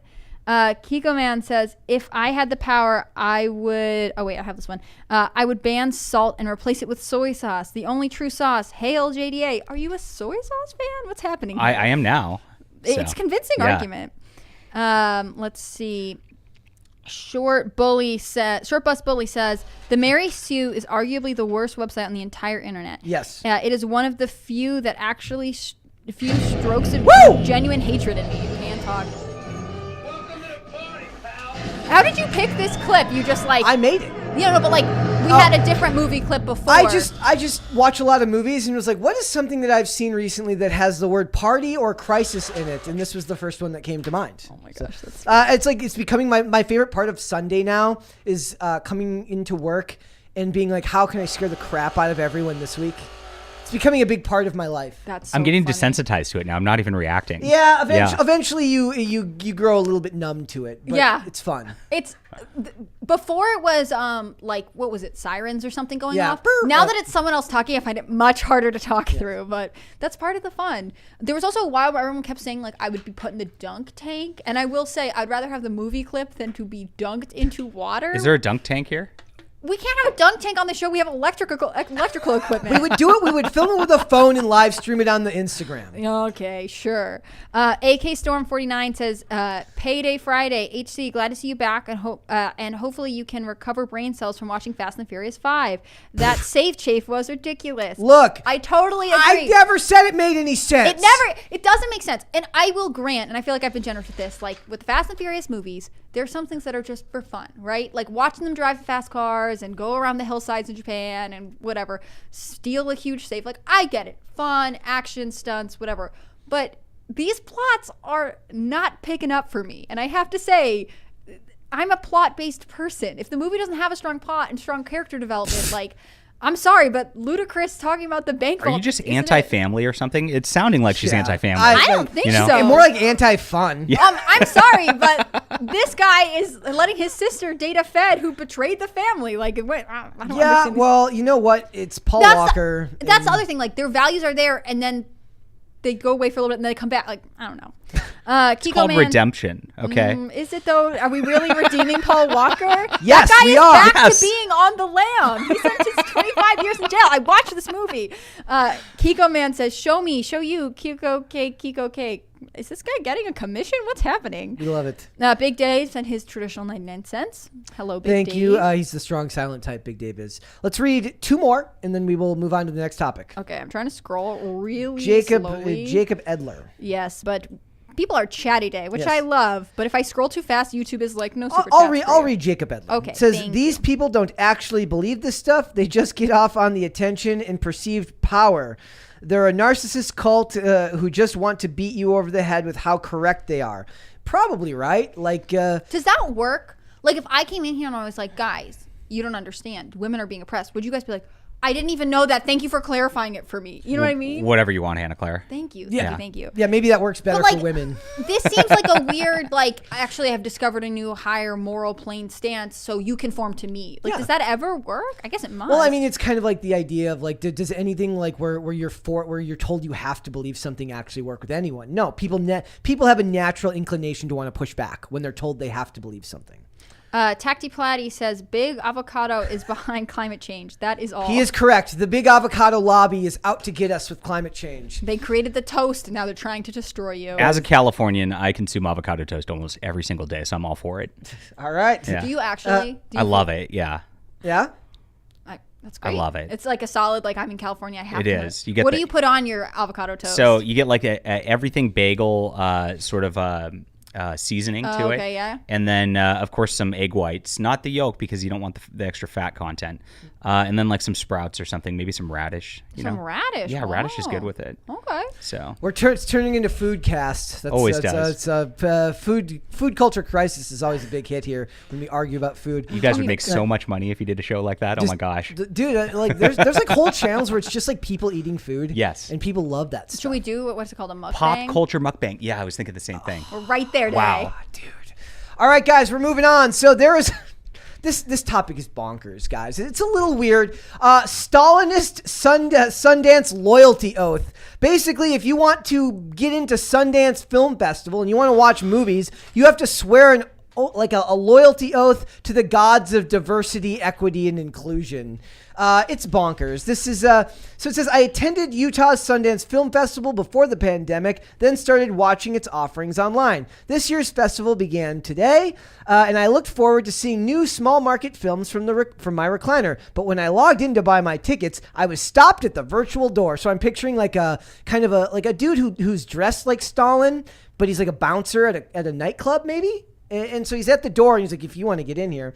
So it says, the site wouldn't sell me tickets unless I affirmed the festival's community agreement, among other things. And I had to promise to be vigilant in the fight against the spread of COVID-19. Again, he's doing this from home. This is not in person. Constant vigilance. He's doing this from home to avoid unwelcome sexual attention from home. Wait, what does that mean? Yeah, harassment, stalking, and inappropriate physical contact of any kind, to refrain from abuse or intimidation, including that related to race, gender, position, or wealth. The avoid unwanted problem or like sexual what was it? Sexual advances, sexual attention, harassment, stalking, and inappropriate but like physical saying contact. like I will avoid it being like I will refrain from stalking someone, or saying like I will wear a full-length skirt so that I don't draw attention to my leg. Like I feel like we can interpret this in a unwelcome way. I've got the whole community agreement here, guys. My favorite part about this is it really is. It's like a checklist for psychopaths who have to remind each other that they're all psychopaths and that they need to like, hey, by the way, could you try to not be awful while at my event for security and like insurance purposes?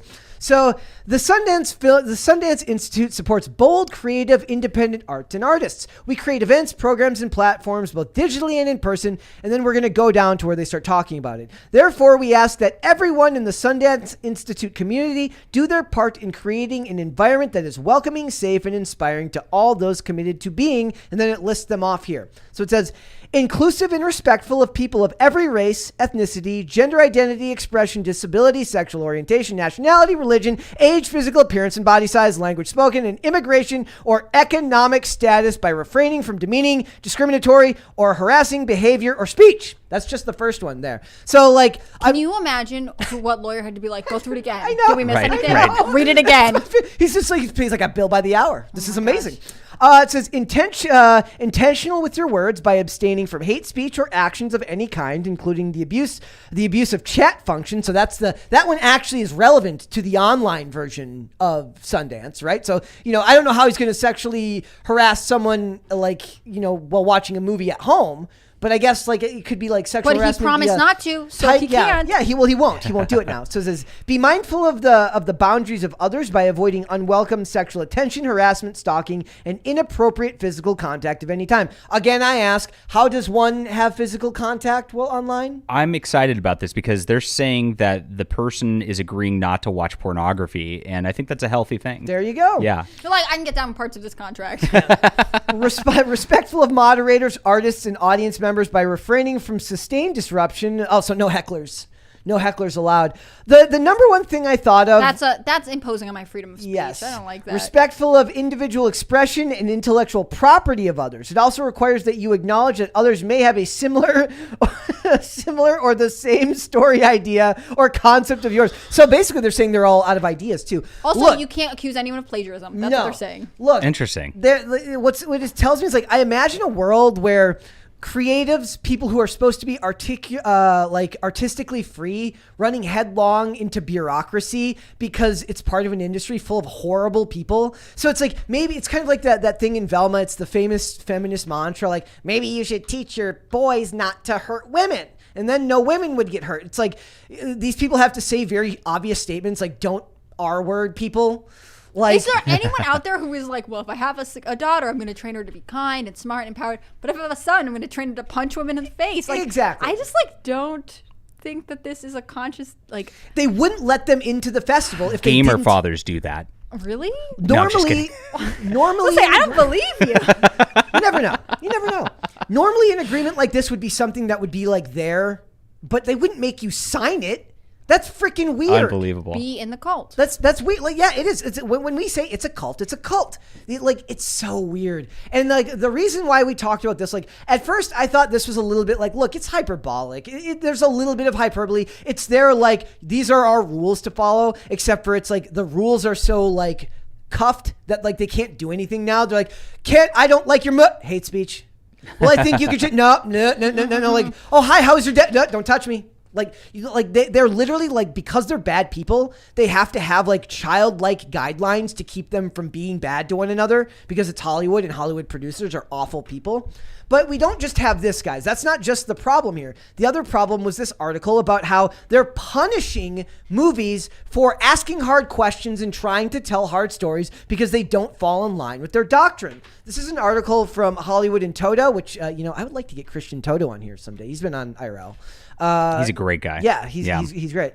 So it says they talk about how basically they shut down movies where they punished the movie Jihad Rehab, which was by a woman named Meg Smaker. And it was a movie about 4 former Guantanamo Bay inmates who were released, and it was about their kind of reintegration into society. And immediately it was hit with like, you can't make this movie because you're not Muslim. You're a woman, you're not Muslim, you're a white woman, you can't make this story. But they rail against free speech. The journalists rail against free speech. I've never seen something so funny as an industry that calls itself creative. Thank you. You're trying to make your point. Is there anything less inherently creative than modern day Hollywood because of the shackles that have been put on them by the corrupt journalists and the absolutely ideologically radicalized people within the sphere? It's bonkers. I think white women without head coverings like doing work is haram. Well, don't look at me. Don't look at me. Yeah, you're not even allowed to have an opinion on this. You asked me to come on this show.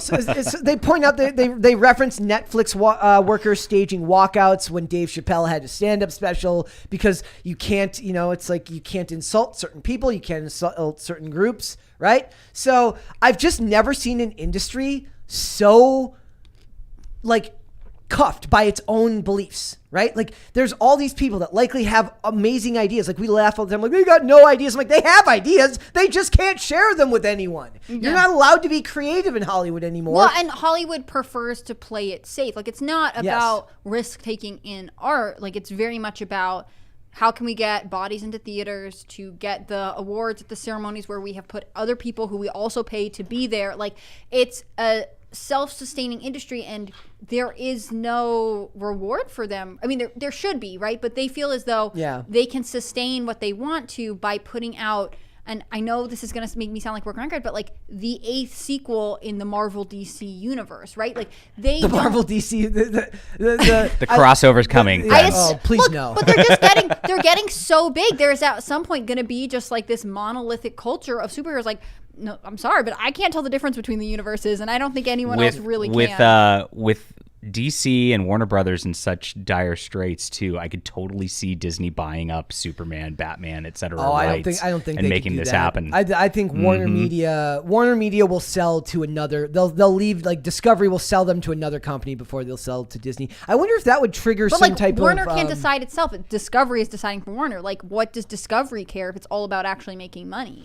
It's all one company now. It's all David. I love David Zaslav. I love David Zaslav's ruthless. Like you're fired. You're fired. You're fired. I love it. I love how he's upsetting everybody. I don't like. He's a Democrat. He donates to Democrats. I don't give a crap. It's funny watching him fire people because like they're projects that nobody's watching, right? Like it's like nobody's watching it. And it's like it doesn't matter about his politics. Like he's acting like a businessman, right? Yeah. Like exactly that is something that we need. Yes. Literally doing his job. Literally. Let me walk back what I just said. It's not funny watching him fire people. It's funny watching somebody care about the business side of it again, not just the message behind it. And for people to be like, how could you fire me? My project's making no money. Yeah. Like, but the message behind my project, look, but hey, I posted something the other day. I'm like, look, maybe we should have gotten that bat. Like I watched Velma and I'm like, maybe that Batgirl movie was a better idea after all. Like maybe we would have been better off with ugly Batgirl movie. I kind of want to see it just to like see how bad it is. Well, like Brendan, it's got Brendan Fraser. Brendan Fraser's great. Leslie Grace is beautiful. The costume was just disgusting. So they point out here, like, look, Hollywood and these reporters especially talk a lot about how they speak truth to power. They speak exactly the truth to no power whatsoever. They criticize the little guy all the time. These people, like, I've seen, there's a Brett Kavanaugh documentary coming out. Like, They don't speak truth to any Wow, actual that's power. topical now. Yeah, I know, right? Like they Never forget. Yeah. It says critics complained about a white woman like Smaker having no business directing a film about Muslim culture, ignoring her extensive ties to the Arab world. Others said the film could put the participants in danger, even though they were informed about the film's content and had the ability to decline her invitation. That's the thing that writers used to do is like you'd used to go out, you'd research something. If I was gonna like set a book in like West Virginia or whatever, I'd roll out here and see what it's like for a little bit, right? Christopher Priest. Easy. Christopher Priest. You don't have to be from West Virginia to write a book about West Virginia. That's insane. It says the fallout from that embarrassing article, which included Team Sundance apologizing for showing the film last year, is ongoing. Yet several liberal news outlets, including The Atlantic and the New York Times, covering the cancellation with a palpable sense of outrage. So look, sorry, I was just gonna say, like, is it?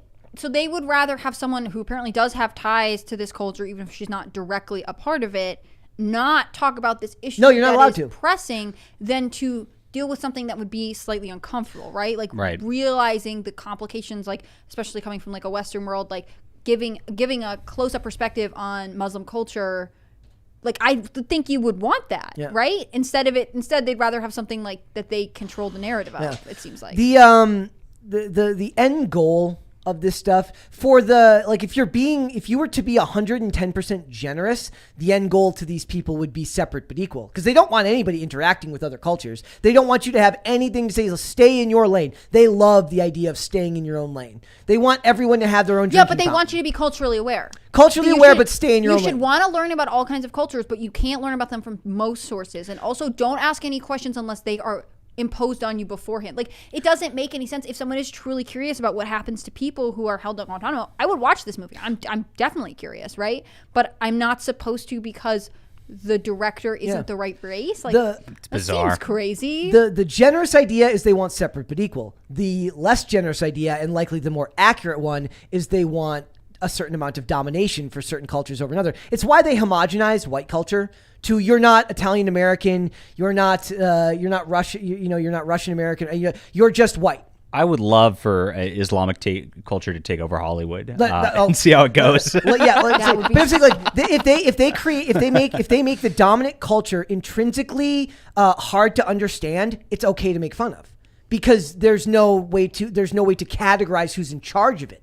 So you're allowed to insult it because there's no defined nature around it, because they try to act as if America has no culture of its own, and the culture of its own that it has is problematic. It's Elvis Presley. It's Americana. It's all these things. How many times do you see anything where they talk about the 50s? Like, oh, well, they beat their wives.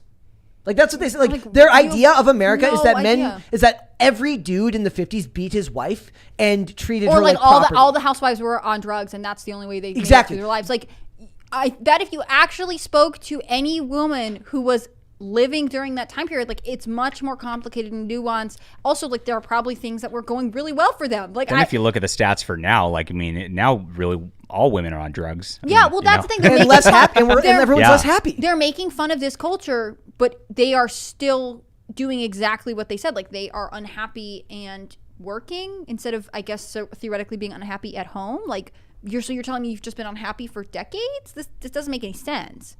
Yep.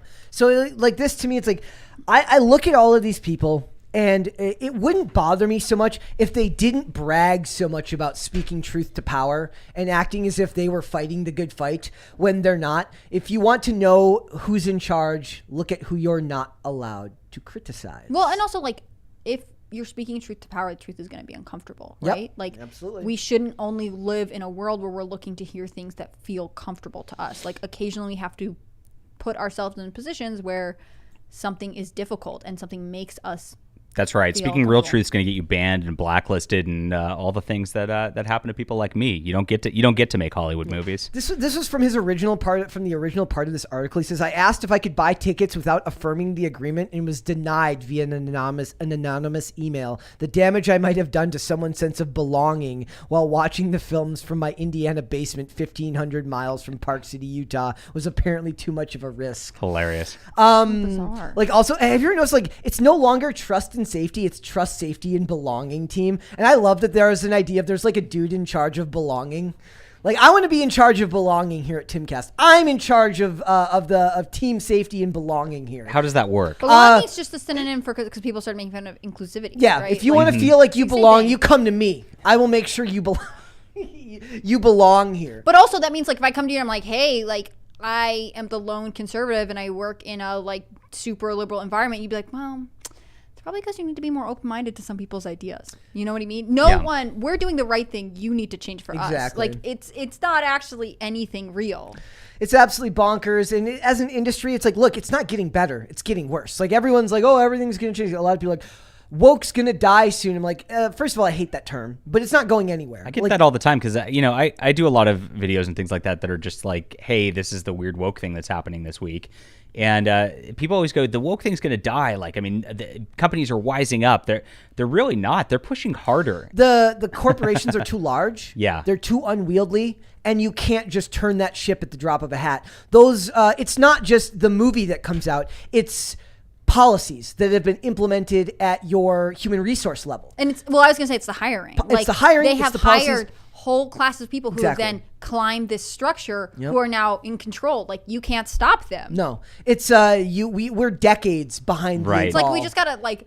And all they're that doing planet. is hiring all their friends who are hiring all their friends, and they're just getting weirder and weirder and weirder every time. So, like, I know that's a little bit of a black pill, but it's like the idea is like what it should do. It shouldn't be a black pill. It should be a white pill. It should be a white pill that you should be creating your own stuff, like what we're doing here. Hopefully, like what Crowder is doing, what Daily Wire is doing, what everyone is doing. Crowder Nice. and the Daily Wire. Yes. Way to sit on a fence, Brett. Hey, like the poll today was going to be like, which is like worse, having a poll about the Daily Wire versus Steven Crowder, or not having a poll about Daily Wire versus Steven We're Crowder. a pop culture podcast. We have to talk about it. Yeah. No, well, I mean, but also good on this guy for actually reading this agreement, right? So many people have been like, fine, whatever, I'll click your thing. Like, and even if even if he then didn't live by it in his Indiana house, like, he still would have consented to it, and it would have reinforced that idea that like these are beliefs people share and are willing. And most to. people don't even read these terms of service; they No, just that's what click I and go. Yeah. Well, it's like one of the most profound things I ever read was somebody wrote like a long time ago, said like we traded in the United States Constitution for a terms of service agreement, and we really did. When we gave up the right, like when we accepted, and I guess society and modernity in a lot of ways have decided that the bulk of your speech will now take place on platforms that are owned by private entities. You've sacrificed your Constitution for a terms of service that you have no control over, in which they have all of the power and you have none of the power. It's a way they actually try to control people like us for a long time, because like you view corporations as separate than the government, and they're just a private entity doing what they want. But once a company gets kind of big enough, they really act as their own government. It is kind of government entity, like Disney, Yeah. with Reedy Creek and everything really that went on creepy. there. Yeah, so it's never something where you can just be like a private business can do whatever they want. Yeah. Disney's not a human being; it's just an evil satanic monolith. Well, what's weird though is like I always had that, like it was always one of my beliefs that I would think it was weird when people would try to get corporations to act like people. When they're like, why didn't they stop? Why didn't they apologize for this? I'm like, well, dude, they have to talk to 25 people it's to an entity. give out It's any not kind of statement. It's not a person. Like their job is to make money. They have one function. Their job is to make money. The reason why people have such a weird opinion about this stuff now is it seems like they're not trying to make money. But because now ESG has been injected into a lot of this, and you discuss, how much of it is because of stakeholders as opposed to shareholders, how much of it is because of their stock price changing because of policies implemented. It's gone beyond just being about selling a product to a consumer, which is why it's better now to support smaller entities. And we saw that with even like Twitter. Like, I mean, when everybody was getting banned a couple years ago, I mean, Elon came out with it that the government was actually pushing all these narratives behind the scenes and actually making things happen from there. Oh, it was so weird. I had to explain to my dad what the Twitter files were. And it's got to keep these boomers in the look, loop. I got my dad into watching Styx, Hexenhammer. Yes. All right, Dad. After there was AOL.com. Yes. I got my dad watching Styx, Hexenhammer, and I love the idea. Like I had to explain to him, like, look, the suit that those people on the news wear, it's a costume. It's a costume designed to make them look more palatable and to look them like they know more. The guy in the robe with a coffee cup in a spoon knows 3 times as much as the dude who's just reading off of a cue card owned by a conglomerate, and is far more willing to be, especially somebody like Styx, who doesn't take ad revenue on YouTube, has his own beliefs, he sells his own products. He's got to research it himself. Yeah, he's got to research it himself. So it's like all this stuff's happening, and Hollywood really is at the forefront of it because so much of the propaganda is pushed through there. So. Same thing for here, guys. But if you don't follow Brett's the real deal. I mean, if you look at Brett and how much research he does for this stuff, he was texting me articles all night last night. He really works really hard, and I'm not just buttering you up. I'm just trying to let people know. Well, here's $140. For Thank you. that Yes. I'm in charge. Me and Mary like to joke all the time, like we're in charge of the fake news here. Like we're the fake news arm of. Well, I think it's because Doomcast. you're passionate about what you do. Like you guys really get into these topics. Like you don't just read a review of the movies, like you watch the movies yourselves. I think that like so much of culture right now is somebody being like, I've heard this is the majority opinion, so I'll regurgitate it and say it's someone else who then says this to someone else. Oh, I love pissing off both sides now, because like people get mad when I do get messages from people who are like because I make fun of people who overuse woke. I'm like, look, it's like they now attribute literally everything to that. I'm like, there is such a thing as just a bad movie.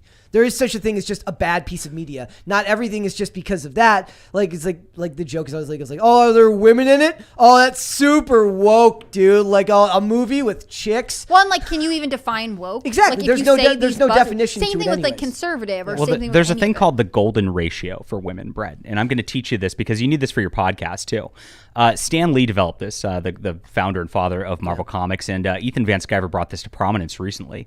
But if you look at the way that he did things with the X-Men originally, with the Fantastic Four, there's always 3 or 4 men to 1 woman. And that way the woman doesn't overwhelm and talk too much, because if you get it 50-50, the women are just going to talk about everything. But 3 or 4 to 1 works really well. We're not quite at the good ratio I'm gonna say right here. we're 2 to 1 in this room. Not quite as good. Yeah. If there was 2 women here, we'd be at a diner eating food in the comic To be panel, fair. and we'd be talking about something inconsequential. Well, Yes. normally I'm Oh my on God, with Mary foodsies. on Tuesdays, and so it's a reverse 2 to 2 1 women. ratio. Oh, no. And usually, And we survived the show, but I mean, I take a. it's probably not as good as if we had more men. I will. Yeah, well, we get Wow. done. We get that was done. that's the smartest thing you've ever said.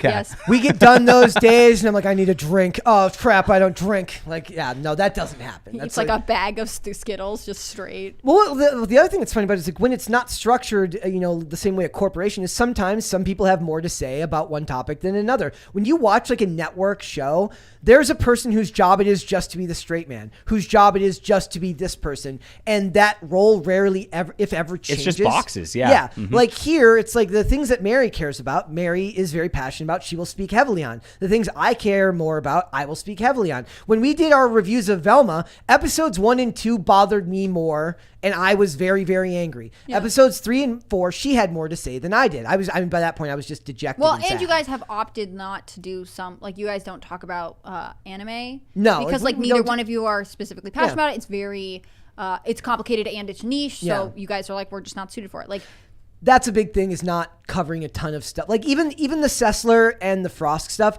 is the outskirts of the culture war, not necessarily something I'm super interested in. And that's the edge of where, like, we moved that discussion to comics because it was more relevant to both of our experiences, right? Like the idea is like, I don't want to talk about stuff that I don't have an interest in, because people can go watch regular TV if they want to watch a bunch of stuff about stuff people are pretending to be interested in. Why aren't you watching anime is the real question. Look, I don't have that's a different topic for a Okay, different sorry, show. sorry. I did watch. I did start trying to watch, because I watched The Legend of Vox Machina, the one based on Critical Role, and I really thought it was draining and boring. That doesn't really count. No, I know, but, Okay. but it's relevant to what we were discussing now, because I tried to start watching season 2. I'm like, ugh. Which is funny too, because I love Ashley Johnson from the show. She's a fantastic actress, so I love her work. But like in general, I can't, dude. I have the stuff I like. Like I don't even like switching genres that much. I watch a lot of the same genres most of the time. We'll work on him, Chad. We'll work on him. They were like, oh, there's people in the, like that send me messages like, I know you don't like to watch it, but here's a good one. Like they're giving me like intro courses, so it's like, hey, somebody one day will be the one who who finally gets me into it, and they'll Converts be able to. you. Yeah, they will. Be I able to have a brag about dream that you're going to watch Evangelion, and Hannah Claire's going to watch Die Hard, and all of the world's problems are going to be Perfect. just solved. Let's go to Super Chats. Okay. Bobcat says, Claire Hannah, good job on Slightly Offensive. Thank you so much. Dumble Derp says, I never get over that name. I never considered the difference of opinion in politics, in religion. Sorry, you got to scroll for me.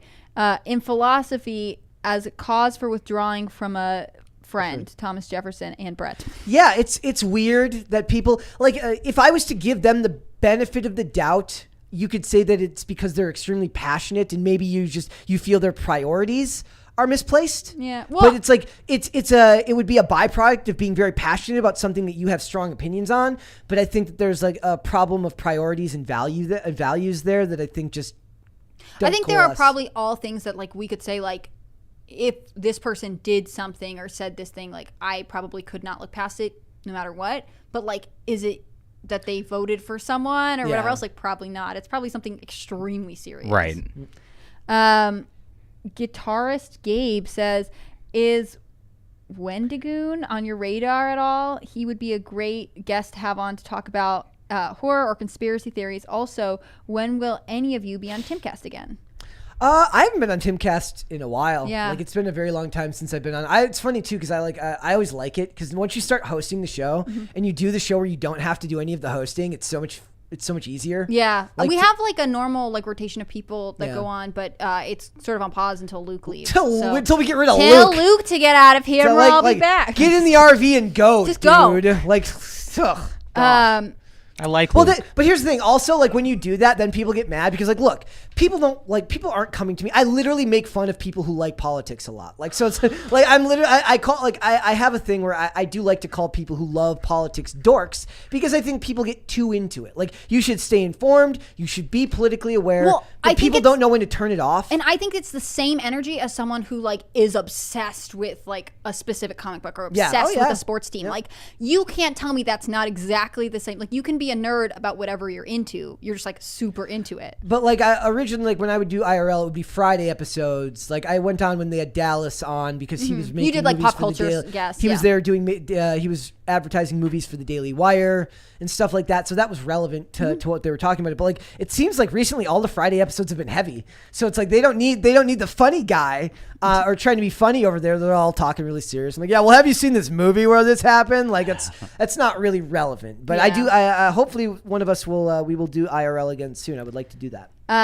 Also, I will look into Wendigoon. I've been trying to keep a good list of people to look into the show. Cool. Somebody mentioned a YouTuber and a Twitch streamer named Ellie in Videoland, who I reached out to. I have not heard back from. I would like to do that. I'm also going to hold John hostage and get his entire contact list of people to. I'm going to get everybody on your show. Yeah, let's go. John's like, I've got an in.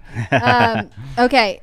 Monkey D. Shane says, sorry for hitting the Crowder topic, but when MJ is a free agent in his prime, you ask him what he needs.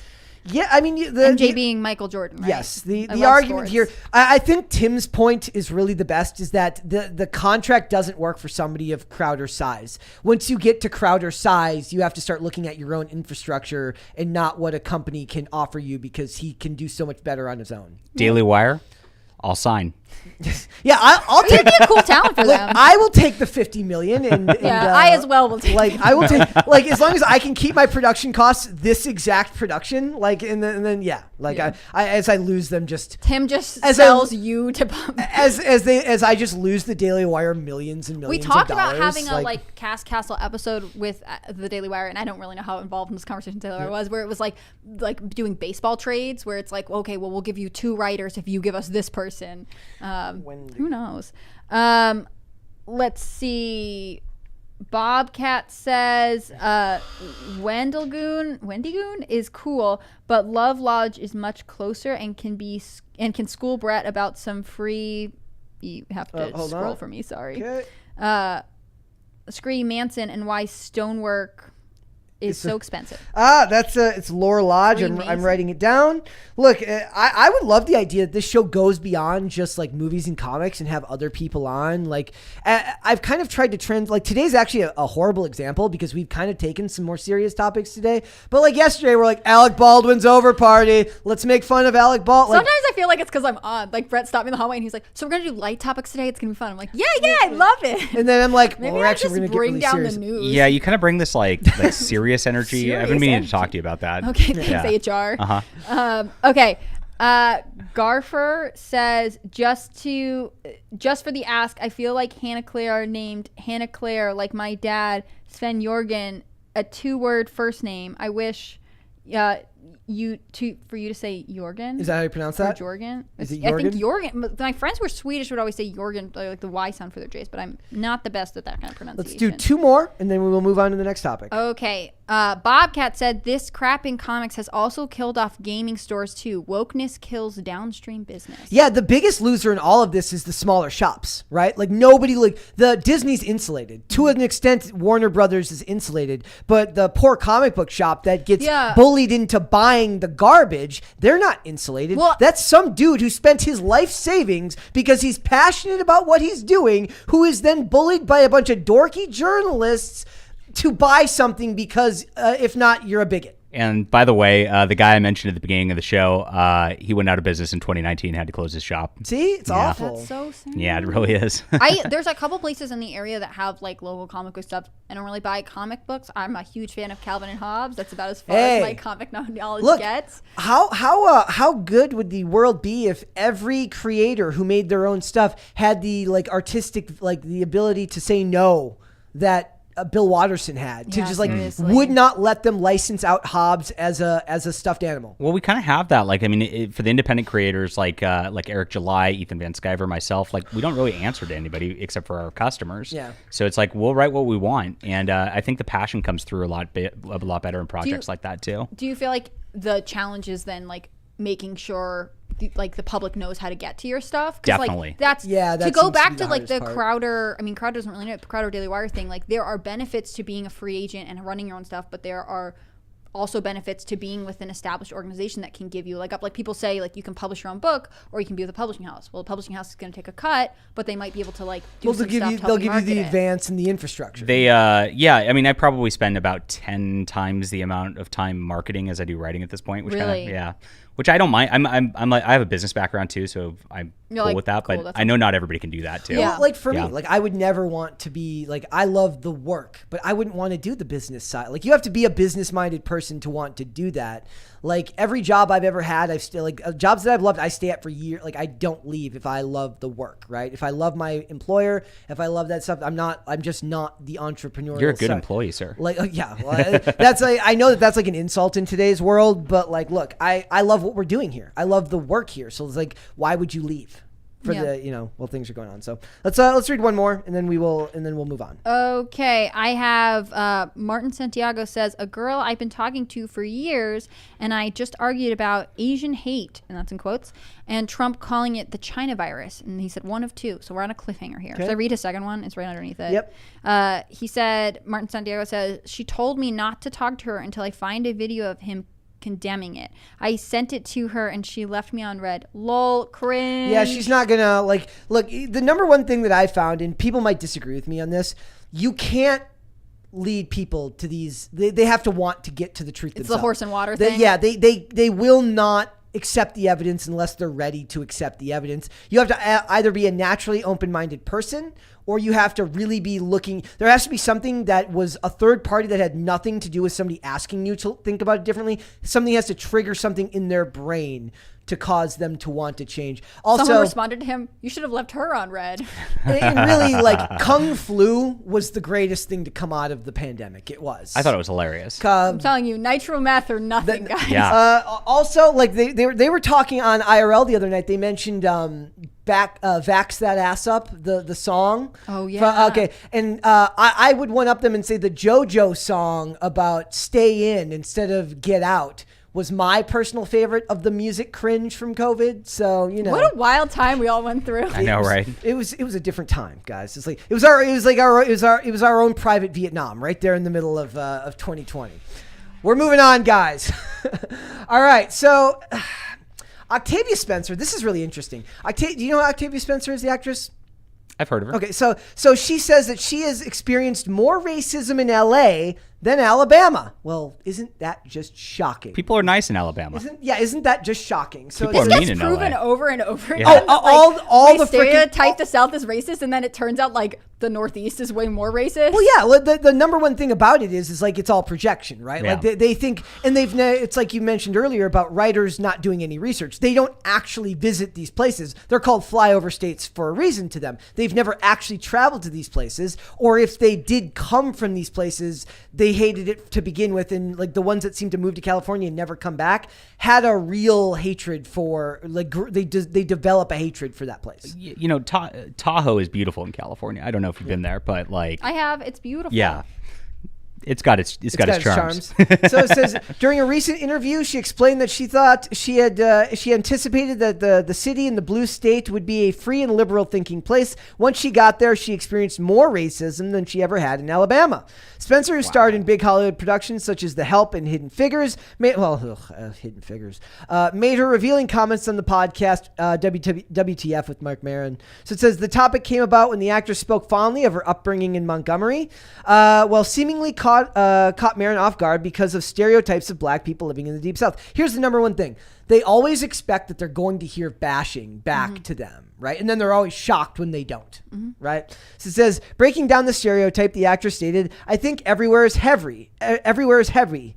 Everywhere has its history, you know what I mean? I think everywhere has its problems. And that's the problem. California, New York City can't admit that they have their own problems. Well, everybody else is forced to grapple with their problems because the media that tells them they exist come out of these two places. Yeah, and I would say that like there are a couple places. I have a really good friend who grew up in Mississippi, and she talks about this a lot, like growing up white in Mississippi and being aware of like the legacy that's there. And also what I find really interesting is she's able, and I wish I could remember the names off the top of my head, but like there are a couple books that she's read, memoirs of people who have moved there, who grew up there. Like they are then producing interesting, basically art to then figure out what this means without it being just like you were wrong and bad and you should pay for it and your great grandchildren should pay for it. You know what I mean? Like there is this really interesting reckoning that Hollywood is just skipping over because they feel like they've made a decision about what these places are like. And not even reckoning, they're just pretending like the change never happened. They're literally just gaslighting you into believing that nothing's changed. Like there have been more than a few times where you're kind of led to believe like, did the 90s even happen? Like, was that actually like such a great time in human history? It was. It was but great. you're gaslit into believing that it wasn't. What were you guys doing in the 90s? I don't know, being a kid. Yeah. Playing hockey and baseball. Yeah. Started skating. So was again. it good because you guys were kids, or was it good because like it was a different time culturally? I think culturally, like, Both. I mean, you were taught just kind of accept everybody's differences a little bit and just kind of be chill with everybody. It's not that you just had to like bow down to like them because of their skin color, which is kind of what it's at now. It's that you just were respectful and just treated a person as another human being, and you did, and it was great. And it's not like that anymore. It's like the kids these days get taught like, you know, you'd better hate yourself because you're white or because you're male or because whatever. Yeah. And it's really disgusting. It is weird that in this interview, like she'd be saying like, oh yeah, I liked growing up where I grew up. And he'd be like, but did you actually? Like, be careful. Are you sure? Like, how condescending is you that? want to try right? again? Yeah. Because I've heard it's that gaslighting. Alabama, It's a actual place that I gaslighting. don't know that I've ever, like, we don't know that this host has ever been to. He's like, I don't know. Seems crazy. It's actual gaslighting. So she goes on. She said, this is the part why I mentioned the part about how them gaslighting you. So it says, she did acknowledge you can't deny that the Southern history is intense. Still, Spencer explained how she grew up after the more racist period of Alabama's history, telling Maron, well, what's beautiful for me You got to is pause that there because The see how they racist phrase part, that? yeah. The more racist. And this is Fox News. Like, Implying they're still racist now, right? Yeah. This is it's not bizarre. over, but it's just not as maybe. Exactly. Well, I mean, but that's the thing. I think they're right in a way that the media has made this a more racist time. Yeah, they have. Yeah. But they're saying like it's not as bad as Yeah. it was back in the past, not when we were doing it. Says, Right. well, what's beautiful for me is that stuff preceded me. You know, I was a child of the 70s. You know, as you grow older and the things that you can remember that wasn't part of my history, I learned about it. Not everything was that I experienced. So like she didn't actually go through any of this. Her mom went through it. Her grandma went through it, right? So it's kind of shocking to me that they just keep going with this and they won't seem to let up. But it's like they can't have it pushed back in their faces so many times before they realize that they're kind of the problem, and it's not Middle America, and it's not these other places. It's California where they're focused on it more. Well, and this interviewer asked, like, has anyone in your family experienced racism? Yeah. And she's like, my no. mother. It asks if racism affected her family in any way, to which she replied no. Like, my mother definitely, taught us about the world and the realities, the harsh realities of the world and history. But growing up in Alabama, I'm going to be honest, I felt more racism when I first moved here than I ever had in Atlanta, she added. So it's like, what are they supposed to do? Like, eventually they're gonna, what's that quote? Like, the need for racism is out, like, has out, do you know what I'm talking? It's a Thomas Sowell quote. The demand for racism outstrips the actual amount. Well, Lil Wayne got in trouble once because someone was interviewing him and he was like, "No, I've never been affected by racism." Well, no, most people haven't. That's the and they were whole like, "Wait, insidious but lie. you grew up black in New Orleans, so probably you have." And he was like, "No, I don't think so." No, and well, that's based on also Raven Simone. Sorry, it's all coming back to me now. Yeah, I mean, there's celebrity after celebrity after celebrity who actually says this, but they just get drowned out or they get hated on because of it, because it's a violation of the narrative. That's what's more important to these people. And I think it's weird that it's so shocking to these hosts. Right? Yeah. Like they are prepared to be like, I'm so sorry for everything you went to. They're not prepared to be like, oh, you didn't. Oh, you had a good life. Oh, that doesn't work. Could you come up with a tragedy for us? Well, you know what the problem is too, is that what's going to happen now is that the younger generation, and I see this far more, the younger generation, which has been indoctrinated into believing all of this, will then be telling them in 20 years that they did go through it. More. Like I was reading stuff from some of the actors on The Last of Us, and all of the quotes. I love. Not only do I contribute to the IMDb trivia section, I read the quote section for actors, and all of the young actors, all of the quotes are about overcoming their victimhood and status, and things they've gone through, and inclusion and diversity and all this stuff. So in 20 years, it's going to feel worse because they're literally speaking it into existence. The social media does incentivize that because you get attention for negativity quite a bit. So if you're like, I'm neurodivergent and was harassed and blah blah blah blah, donate to my Patreon. It's a lot easier than, hey, I have a great life, donate to my Patreon. I mean, you don't intrinsically want to connect with I have a great life, which is weird. I mean, you should want to. Well, also it's like you don't have to make yourself compelling by like becoming witty or like being learned or studying stuff or like advocating for a good cause. You can just be like, I've had a tough life, and so you owe it to me some kind of support because really, like, I am in some ways recovering from a trauma, and like our instinct is to help people who have been through traumatic situations, right? Like that is a wonderful part of humanity, and like in some ways we're twisting this to be like, you have to. I don't think it actually helps people. I think it's creating just a terrible cycle, honestly. And I think that's also part of the fact that the internet creates a place where you're selling a product all the time. Meaning that, like, okay, like you mentioned with Patreon, to subscribe to my Patreon because I'm doing this. Not mine. They banned me. Yeah, there you go. Like, why? Why did they ban you? They said hate speech, but they didn't tell me what it was. They didn't give you a specific like, here was the hate speech. No, they just said it's hate speech. It's not appealable.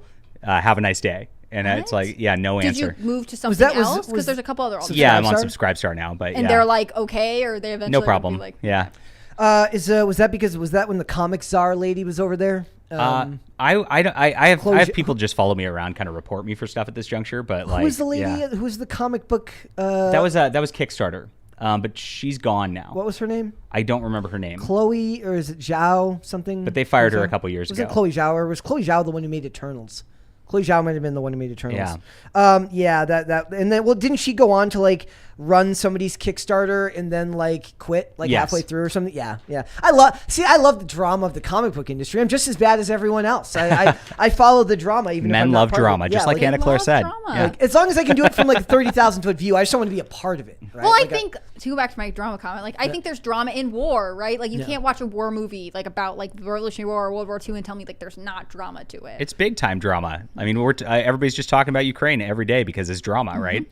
Oh man, did you see the you weren't on the show when they had the e-thought Ukraine soldier women. No, the best propaganda ever. It's just hot women in military fatigues. One of the things that I like that comes up on my reels right now is like it'll be like like very like good looking girls Camilla in like Zhang, U.S. Army fatigues being like getting ready to be a barracks bunny, and then some guy's like, wait, nope, propaganda. Yes. Like that's not. Don't Oh, No. I saw do that it. one too. Yeah. Don't do it. Like, don't I've fall seen a for it. couple of them now, and Yeah. I'm like, this is making me laugh. Yeah, it's literally like there might as well be like a created by the U.S. Army at the bottom. Yes. Like it's like don't They're like, wake up, trap. don't fall for This it. is psyop. dude. Don't fall for it. It's all a freaking psyop. So Yeah. look, and Hollywood is a psyop, telling you that everyone you've ever known is racist is a psyop. Telling it's us all that them. the place that you loved growing up in is racist. Right. Is a psyop. Yep. So like, don't take our word for it. Take Octavia Spencer's word for it, who actually lived there. Yeah. Don't take the word of the Hollywood writer. Take the word of the person who actually came from there. Yeah, it reminds me like if you grow up in a small town, sometimes you got people who like move away and like hopefully they love their lives and doing cool things.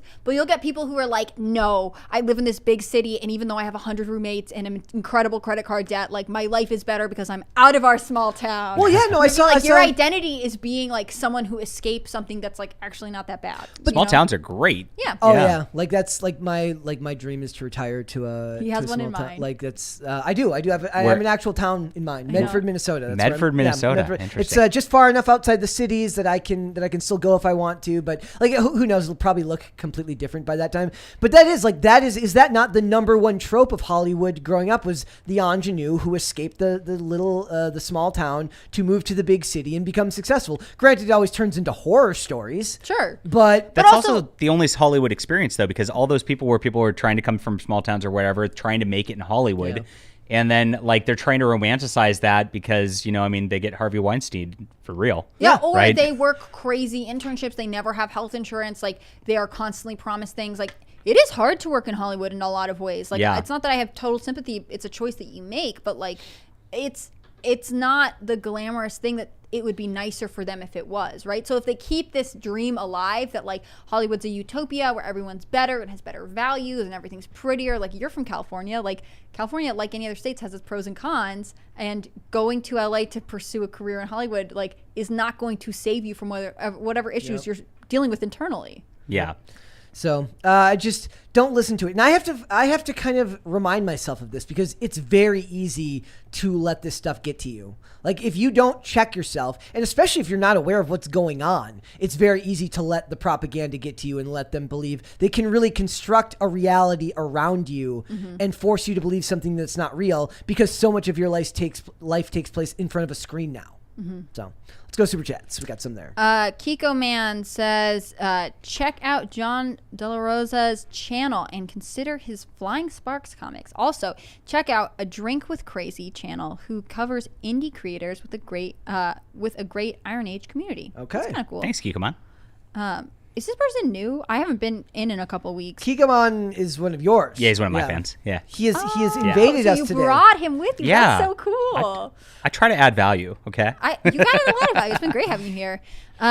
X says, HCB, just read your J6 article going back. Yes, I'm covering the J6 trials that are going on in DC just because I feel like you should have the information and you should know what's going on. And I think I'm going to go back next week.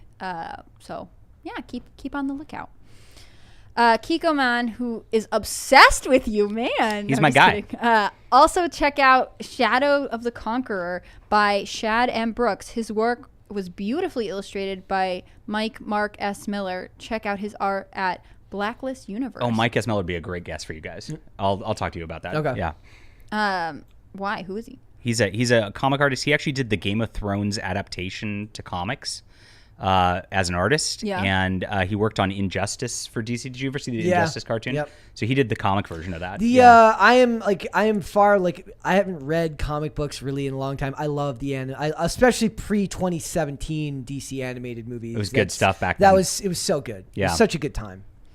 X says, we barely hear the crisis parties. Could you crank it up to PTSD inducing levels? Dude, Please. it's so loud in here, guys. I'm gonna hide under the table. The if that only happens. the only other option would be to crank it into the headphones, and we'd have to figure out another way to do that because it's related to our automation, and I don't know if that's actually possible. We just need to get weirder and weirder sounds like dolphin noises coming in, like Ah! super high pitched. Like it just, yeah, exactly. PTSD. Shimmy Shelley says Super Gods by Grant Morrison, all about Soup's as modern foils for mythology and archetypes. Grant's an interesting dude too. Mary would hate him. Yeah, I don't know if Mary would like the... Interesting's a great word to describe him. I don't know. What's your adjective I'm for him? sorry. Great way to describe them. Yes. Bobcat says, HC, do you need me to bring pizza and beer so you can actually complete the challenge I set you so long ago? It was Bobcat who set Was the it challenge. Bobcat? That's Must so have been funny. Bobcat. I have campaigned to like have a day where everyone has to sit with me while I watch it and we just get food delivered. Like maybe the final 2 movies we could do There you something go. like that. There you go. I would not suggest live streaming it though, both for the copyright and because you'll see me being like, but this just doesn't make sense. It's just so, like, why are they doing that? It's been a fun challenge because I feel like to back up my I don't like sequels thing, like there are things I like about the movies. They're fun, and if they're your thing, that's cool. But like for me, I'm just gonna say They're high art, they're beauty, they're cinema at and its I'm finest. just a simpleton. It's too complicated. Except for Top me. Gun Maverick was the greatest sequel of all time. Top Gun Maverick was like, it's like we were talking earlier. It's like I don't cry at movies, but I almost. I like Top Gun Maverick. I'm not saying no sequels, right? Yep. But good Okay. sequels, not just like mass marketing sequels, right? Like we're not just like cranking out stuff to like make money. I would want that, and I recognize Brett always says to me the Fast and Furious thing started because Brett would be like, "But they make money. They make money." And who am I to argue with capitalism? But And look, the Fast and Furious, it got me. It was really good. But when you get that final scene where he's riding off on the motorcycle with her and the music's blaring, come on, Oh, man. yeah. You're not a red-blooded American if you don't love that scene. And it was like a carefully like cherished franchise that they put Yeah. thought into. I don't know how to say what do we call this guy? Love Bug? Yeah, there you go. I can't change my name now, so I don't really want to read it. That's okay. That's clearly bad app. he's Judging laughing. by the avatar, it's bad app. But he used to change his name all the time. He'll probably change it later. He's saying he can't now. Is that because it got stuck? Stuck. YouTube is Stuck like, like that's that." enough. Let's do 2 more, and then we'll do the final story, and then we will finish all the super chats. Okay. Matt's S-Box S-Box Emporium. See, these guys are recurring characters, and Brett knows exactly what to say. Anyone seen the Zach Bryan F-Off Ticketmaster stuff? No, is I don't know that what is that like a sequel to the Taylor Swift Ticketmaster stuff? I'm intrigued. Ticketmaster is such a wild... It's a psyop. Yeah, seriously. Ticketmaster is just a branch of the CIA, I'm convinced. It's a huge scam. Yeah, it is. It's actually a monopoly that the U.S. government authorized, and then Yeah. they were like, well, actually, this isn't working. Matt's S-Box Emporium says, hashtag $2 gang, hashtag peanut gallery, hashtag just gang gang. Gang gang. Like, hey, that's how you know you're a Gen Zer when you say gang gang, right? Or is that a millennial thing? Was gang gang a millennial thing? I don't know. All right, guys, we're moving on. Batman himself, he wants to talk to you about insidious body standards for men. It's very hard to be a man in Hollywood. You got to be very careful. They're going to get very upset with you if you don't have the perfect body, and Robert Pattinson says That's so. right. I'm being a little bit hyperbolic. Okay, I'm being very hyperbolic. I just thought this would be funny because number one, this story broke, the original part of this story broke like 2 years ago when the Batman was in full swing for production, and he did the interview where he says he's not working out for the movie, and everyone went nuts, and I'm like, it kind of just sounds like British humor to me. And that's what it was. Like, he's like, he very clearly had to work out for the movie. He's just a naturally skinny guy to begin with.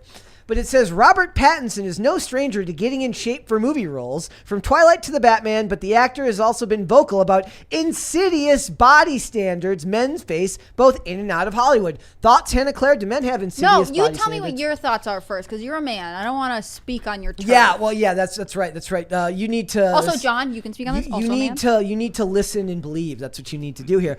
Believe all men, hashtag. Yes. I think what's funny about it is that all the attention goes to, the insidious body standards for women, but the men kill themselves all the time in Hollywood to look perfect. Like, there's the story about Top Gun Maverick where all of the dudes they spent months getting into shape for the volleyball scene. Well, it wasn't volleyball. They did the weird football. Their team building exercise. Yeah, with on no the shirts beach, on. with Yeah. no shirts on. And Yeah. they spent months getting into shape for it and then pigged out on food. Which as is soon as what they were Brett and I done. are doing after the show, Yeah, by the exactly. way. Yeah. But as soon as... It's normal thing. Yeah. But it's not just that. They also ended up doing...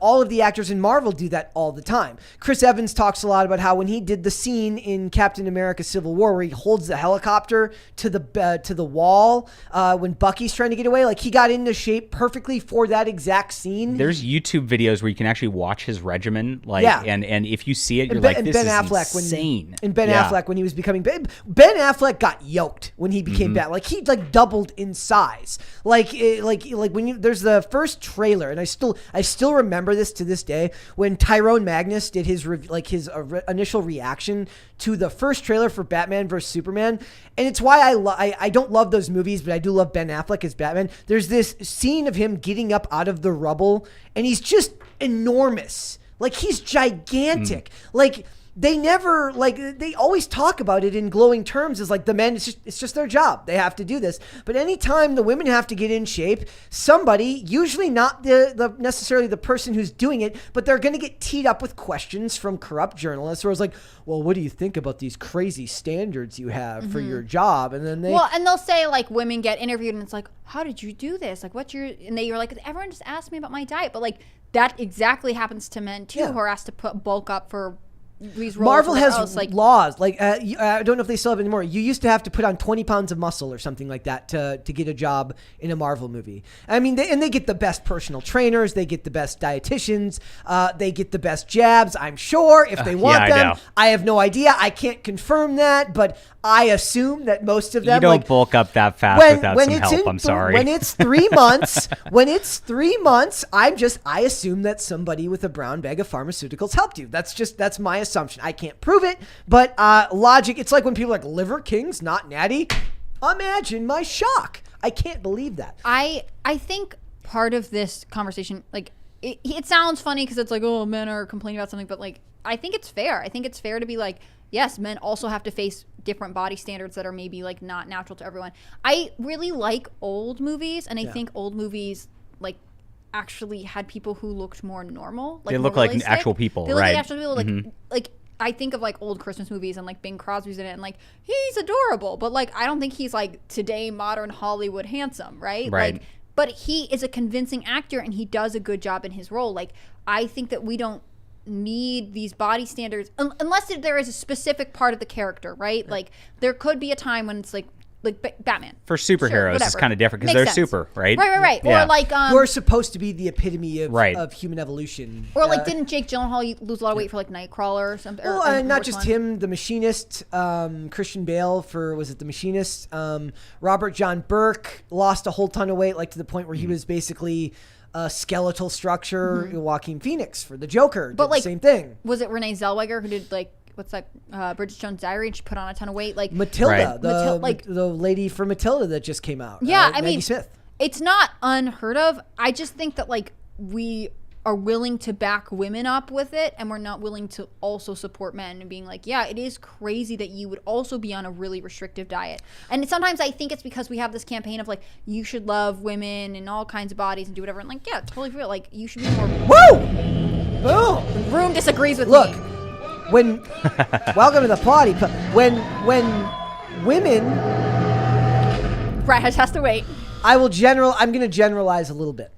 When women, or at least the feminist women, see women in great shape, the first thing they think is, where are her organs? Where are her organs? How could I? It's unrealistic. How could I ever look like that? When men see jacked superheroes, they're like, holy crap, I wish I looked like aspirational. that. Like, it is aspirational. Yeah. And that's not true. Well, and I think that there are women who see, models or whatever and feel like it is aspirational, but like we have to accept as culture that like just because it's aspirational doesn't mean that you can like contort your body into doing exactly that, nor should you have to, right? Like it's an ideal, right?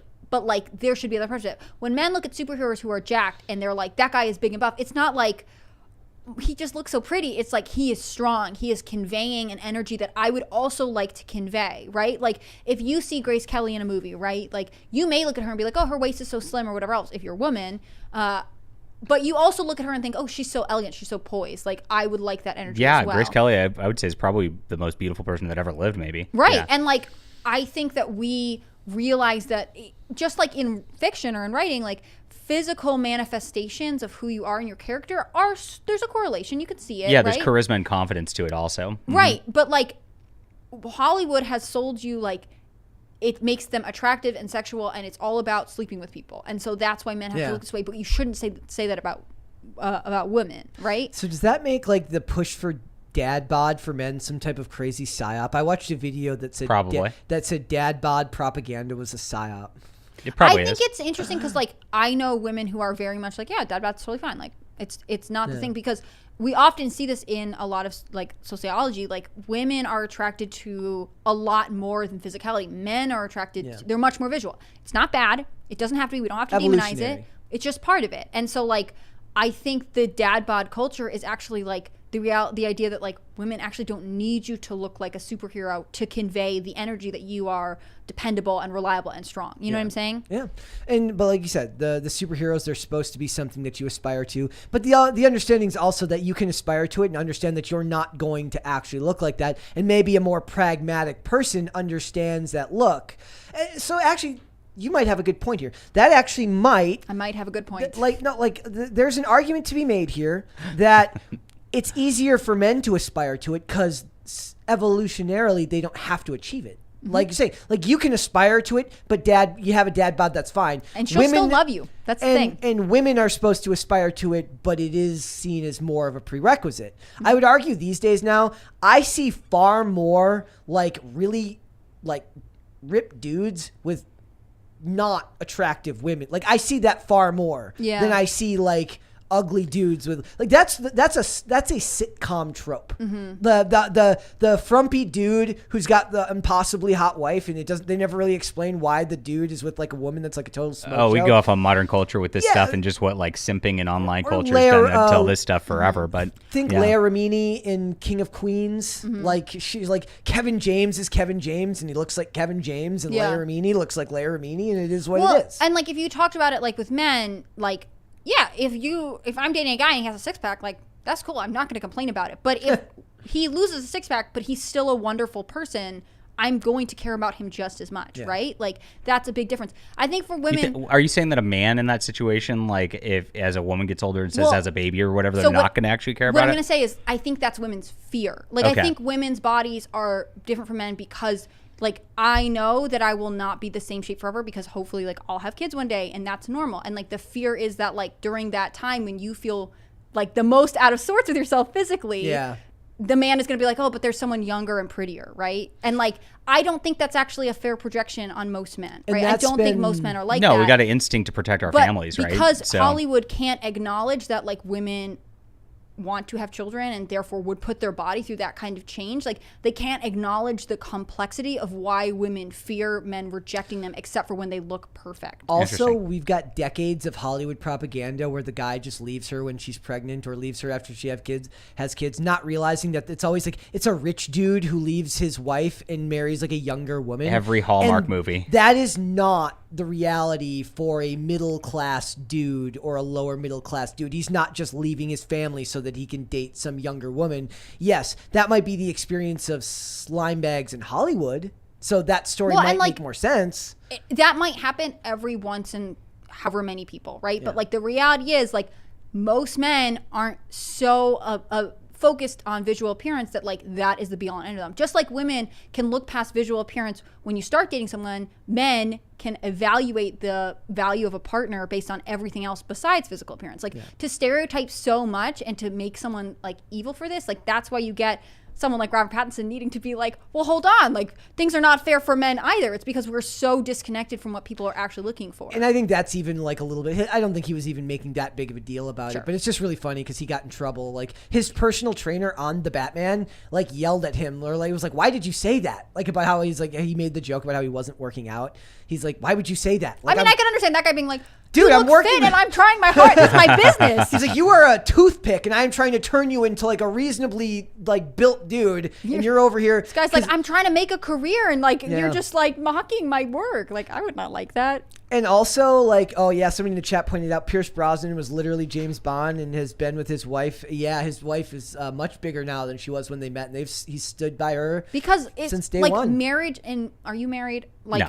Okay. But I think we can all agree it's about much more than what initially attracts you to someone, right? Yep. Like it's more complicated than that. Yeah, if we want to get into that, like sort of like, I mean, you get, it's called like limerence or just infatuation, right? And you have that state when you're like a year to a year and a half into it, and that goes away no matter what, no matter how pretty a person is, no matter whatever, you get over that, and you have to have something deeper like intelligence or something like that in order to have a sustainable relationship to begin with. Yeah, and to be fair to Hollywood, like they only need to sell you the first 2 months of a relationship. They need to market a movie, produce it, market it, and make it sell for a while. Like you have a short-term relationship with the characters on screen, and that's why they have to be so exactly. pretty. And inherently, the story told in the first 2 months usually has more drama and more interest than telling the longer form story of how you keep a relationship together. Is a lot harder to tell that story than it is to tell the story of just how you got together. Yeah. So, all right, let's go back to Super Chats.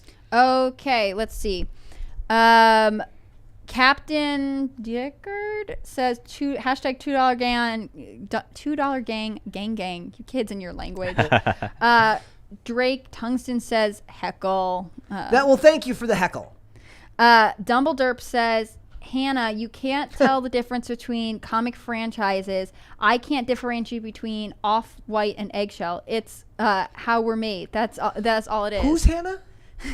It's my alter ego. Well, I gotta say right now, like Off-White is like a color scale, and Eggshell's a sheen. Like you have so it's actually not even the same ballpark. It's not even the same thing. I wouldn't know.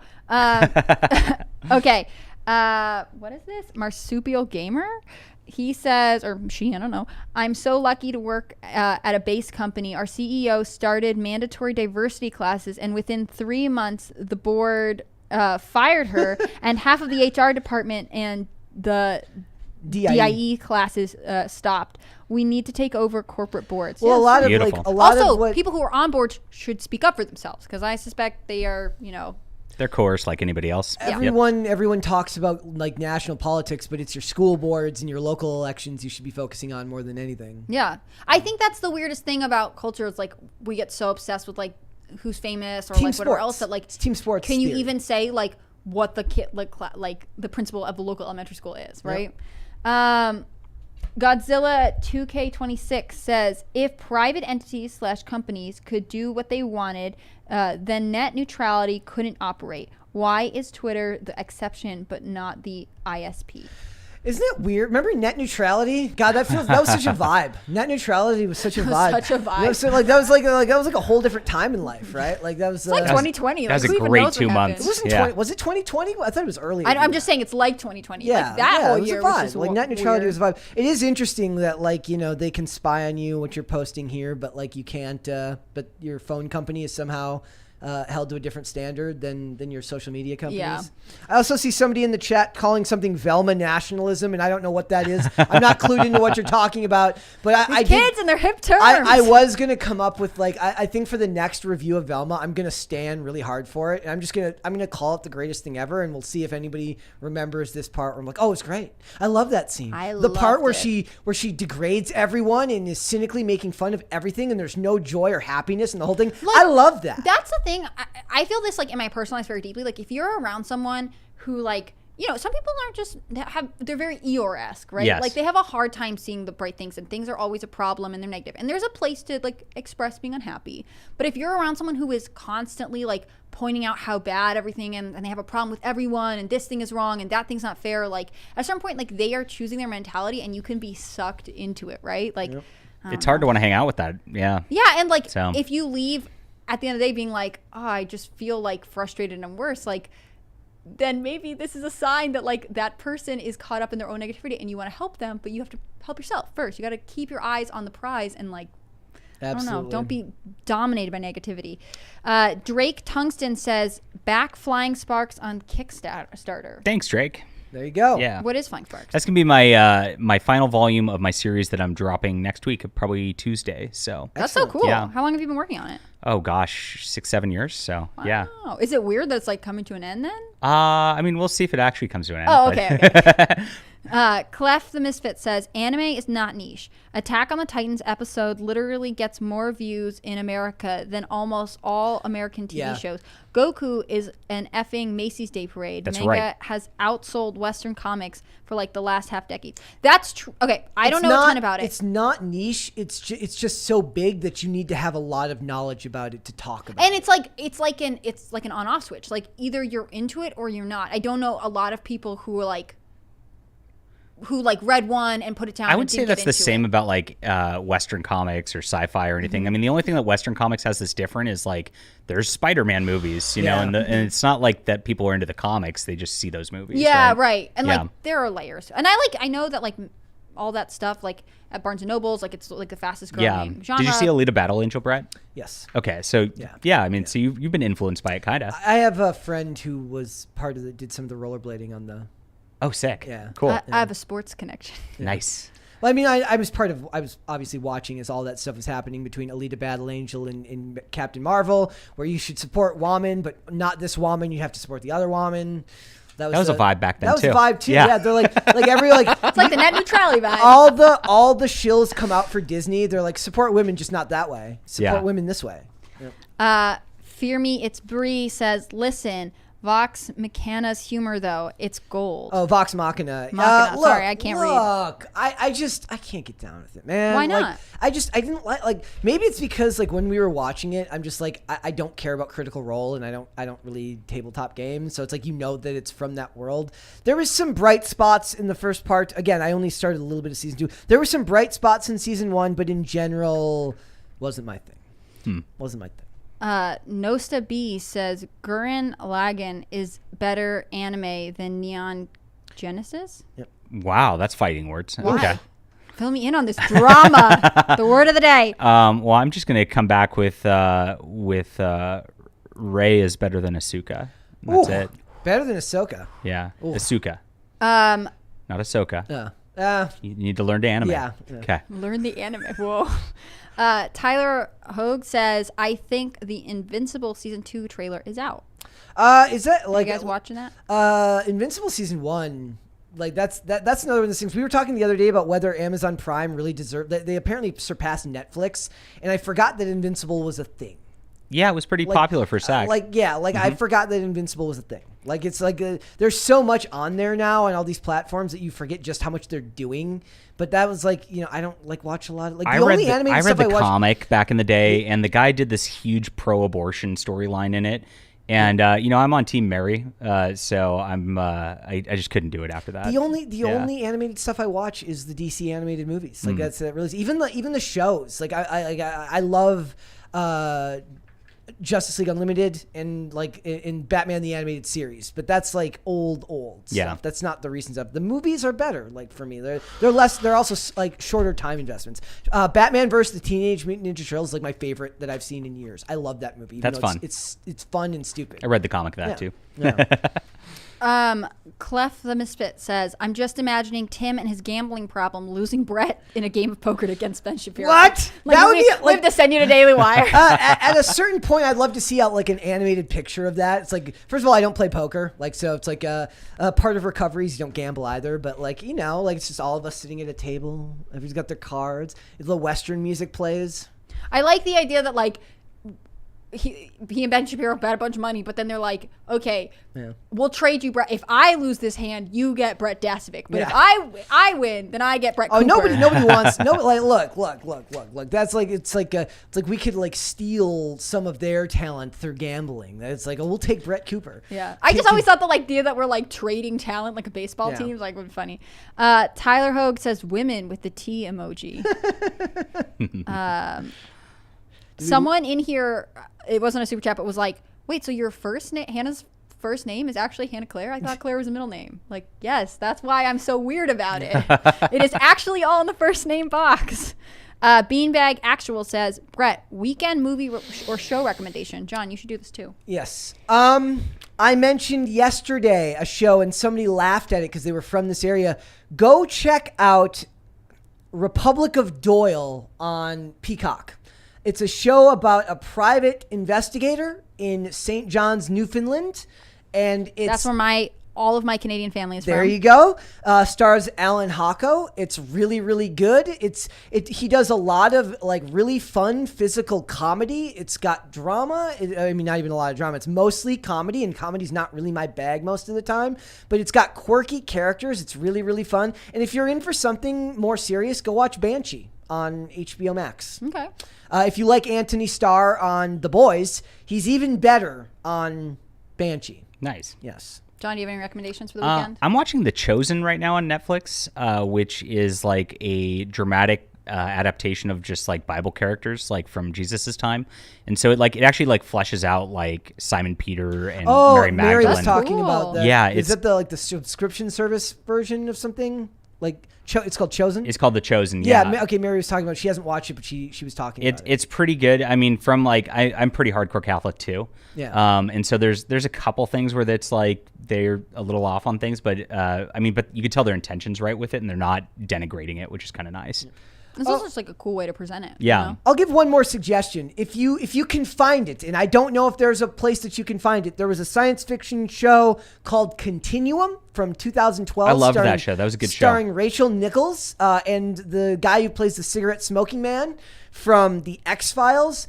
It's extremely good. It deals with the future and it has something called the corporate Congress, where government and big business become one individual entity. There's a lot about rebellion in there, and Rachel Nichols is just an amazing actress that doesn't get the credit. She has a lot of scenes where there's a part in the pilot episode where she has to cry because she's been stuck in the future away from her family, and the fact that they could get this actress to the place where she needed to be, crying in this scene where you feel that she's trapped, hopeless, and she's got this connection to this young kid who's the younger version of the guy who plays the cigarette smoking man from the future, the guy who created all this tech. Somehow the tech like backtracks and she can still talk to him on this device even though he's from the future. It's really, really good. And she brings a lot of heart and emotion and is proof that the strong female character does not have to be a male clone. The strong female character can emote, can be strong when she needs to be, can be emotional when she needs to be.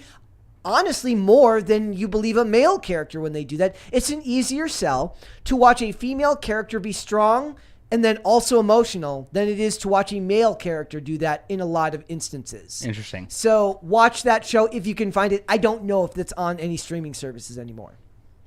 T-Bone says, welcome back, HC. Thanks Yes. for having me back. It's been a minute. It has been a while. I know. I feel like January is like off to a crazy start, which is cool and also Very busy. Typical. It's a month that will live in infamy ever since that fateful day of January the 6th, 2020. Tell me about that day. I don't know what I don't remember. What happened? I heard something happened that day. Some boomers took some selfies in the Capitol. I saw that. What a fun description. Louis Aguilera says, hi, HCB. Have you read East of Eden by John Steinbeck? I'm partial to Steinbeck because of a lot of his work takes place in my hometown of Salinas, California. I have. I think Steinbeck's really interesting. Oh, Brett, I'm sorry. It just jumped again for me. I'm going to switch to the other monitor. Good. Let's see. Cynic in Chief says, JDA Cartel is here. Nerdette hit hardest. What? We will leave the YouTuber on YouTuber drama off this channel. Thank you. Oh. I'm coming for you. We're leaving it off this channel, guys. There's so much drama. Okay. Let's see. Eddie Beck says... Eddie Brock, sorry. Different Eddie. I'm reading entirely. very small font between two monitors. Yes. Great having the leading Hispanic voice in fiction subbed. Thank you. Thanks, Eddie Brock. Clint Torres says, Hannah Claire, thank you for doing a great job filling in for Mary and always enjoy your reporting, but your mic is still too loud. Doesn't sound too loud to me. Does it sound too loud? I think it's probably because I'm leaning in like this to read. So I well, apologize. we're like almost done with the show, so I'm not going to change it tonight. Sorry, guys. I've just been gone. I really want you to hear my voice. Let's see.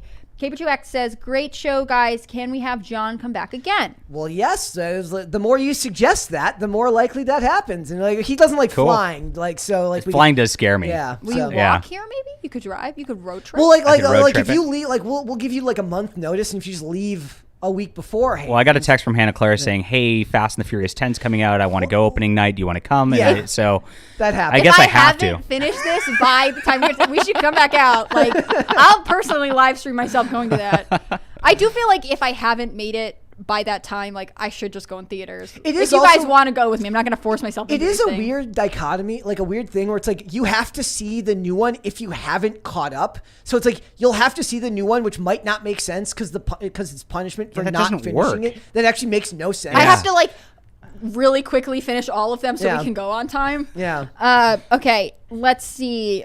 Kiko Man says, does Pop Culture Crisis talk about the Iron Age?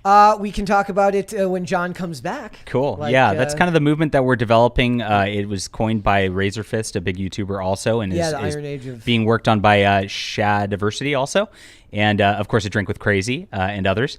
And basically, we're just trying to build a new independent culture with, like, awesome new artistic projects just by people who actually are passionate about things rather than the distilled corporate crap. Yeah. That's so cool. Yeah. Kay Brady says, Hail War Campaign. I don't know what that was in reference to. Was campaign. No. It says war. Is that typo? Mistype. Oh, I don't know. Kiko Man says, sometimes I feel like it's me. I'm messing it up. It's an inside joke with my people. Sorry. Kiko Man is absolutely I went to middle school. I get what this is like. Kiko Man is absolutely the MVP of this seriously. Kiko Man says, Star Shatter series by Black Knight. Fantastic space opera novel by an indie woo. Soy must flow. Okay. They love every time you buy an indie comic, a mainstream pro cries. So it's great. Yeah. Cynic in Chief says, all hail the Quaff. Blunder Island was hilarious. The Quaff's one of my artists, and Blunder Island was one of our books. Yeah. So hi, Quaff. They liked it.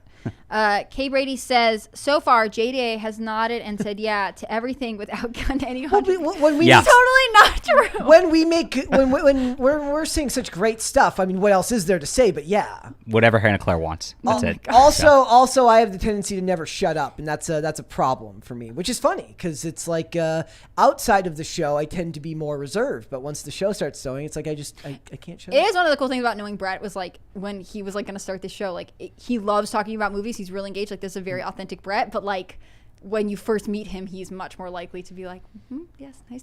I can't tell you how many times he like politely nodded to me. Oh, interesting. And eventually we became friends. And like, yes, I'm a polite nodder. Marsupial Gamer says, very important question for the panel: who is the best Teen Titan? Nightwing for me. Which one's Nightwing? Robin originally, right, but and then he became Nightwing. Yeah. Why did he shift? Because there's the Bat Family and all the. There's a lot so of much. Okay, There's so much. I only remember watching Teen Titan on Cartoon Network like back in the day. It would take decades. I don't know if I'm like explain. enough up onto this to comment. Starfire is obviously the best Teen Titan. Is she the one with the red hair? Yes. Yeah, she was cool. Is she Raven with the hood? Raven with the hood, yeah. Yeah, she's cool. I guess I liked all of them. As a kid, I really liked the one that like Nightwing's shifted also into animals a lot. Who's like sort of a monkey. Beast Boy? Beast Boy. Yeah. Nightwing's also fake deep. Yeah. Yeah. Like what? Like he's like he went to Hot Topic like a lot. Yeah, he's like, one of those. He's a fake deep guy. Devoured Eagle says everything is fake, everything is a psyop, everything is propaganda, and you have to point it all out to everyone all the time. Sort of that's basically it. I don't know if he's being sarcastic, but look, maybe it's just me. But a lot of the times, like when we talk about certain things, me and Dane, I am convinced that the Young Gravy, the musician, it's a psyop. It can't be real. It's nobody actually wants this. It's hilarious. Like you watch the music video. The music video is made bad on purpose. So I understand there's like an aesthetic to that, but he looks like a combination of two of my friends, both of and he's just really tall, and there's just nothing that screams celebrity about him. So it's like, do you think he's one of those AI generated? He could be. Like it's like the same thing happened when we were talking about who's the ones who's saying pumped up kicks? Foster the Kid. That was like that psyop. Anything like that. I can't believe Pumped Up Kicks made it onto the radio. Well, that's a whole other thing. Like a lot of these musicians that just come out of the score, psyop, like they just come out of nowhere and start becoming famous for no reason, despite the fact that they don't have a whole bunch of talent. The problem is everything is a psyop. Yes. Yeah. And I'm being like hyperbolic right now, obviously. We're a psyop, but Chad. At a certain point, like a lot of it is like, look, this is created by a corporation, so in a way it is a psyop. It is.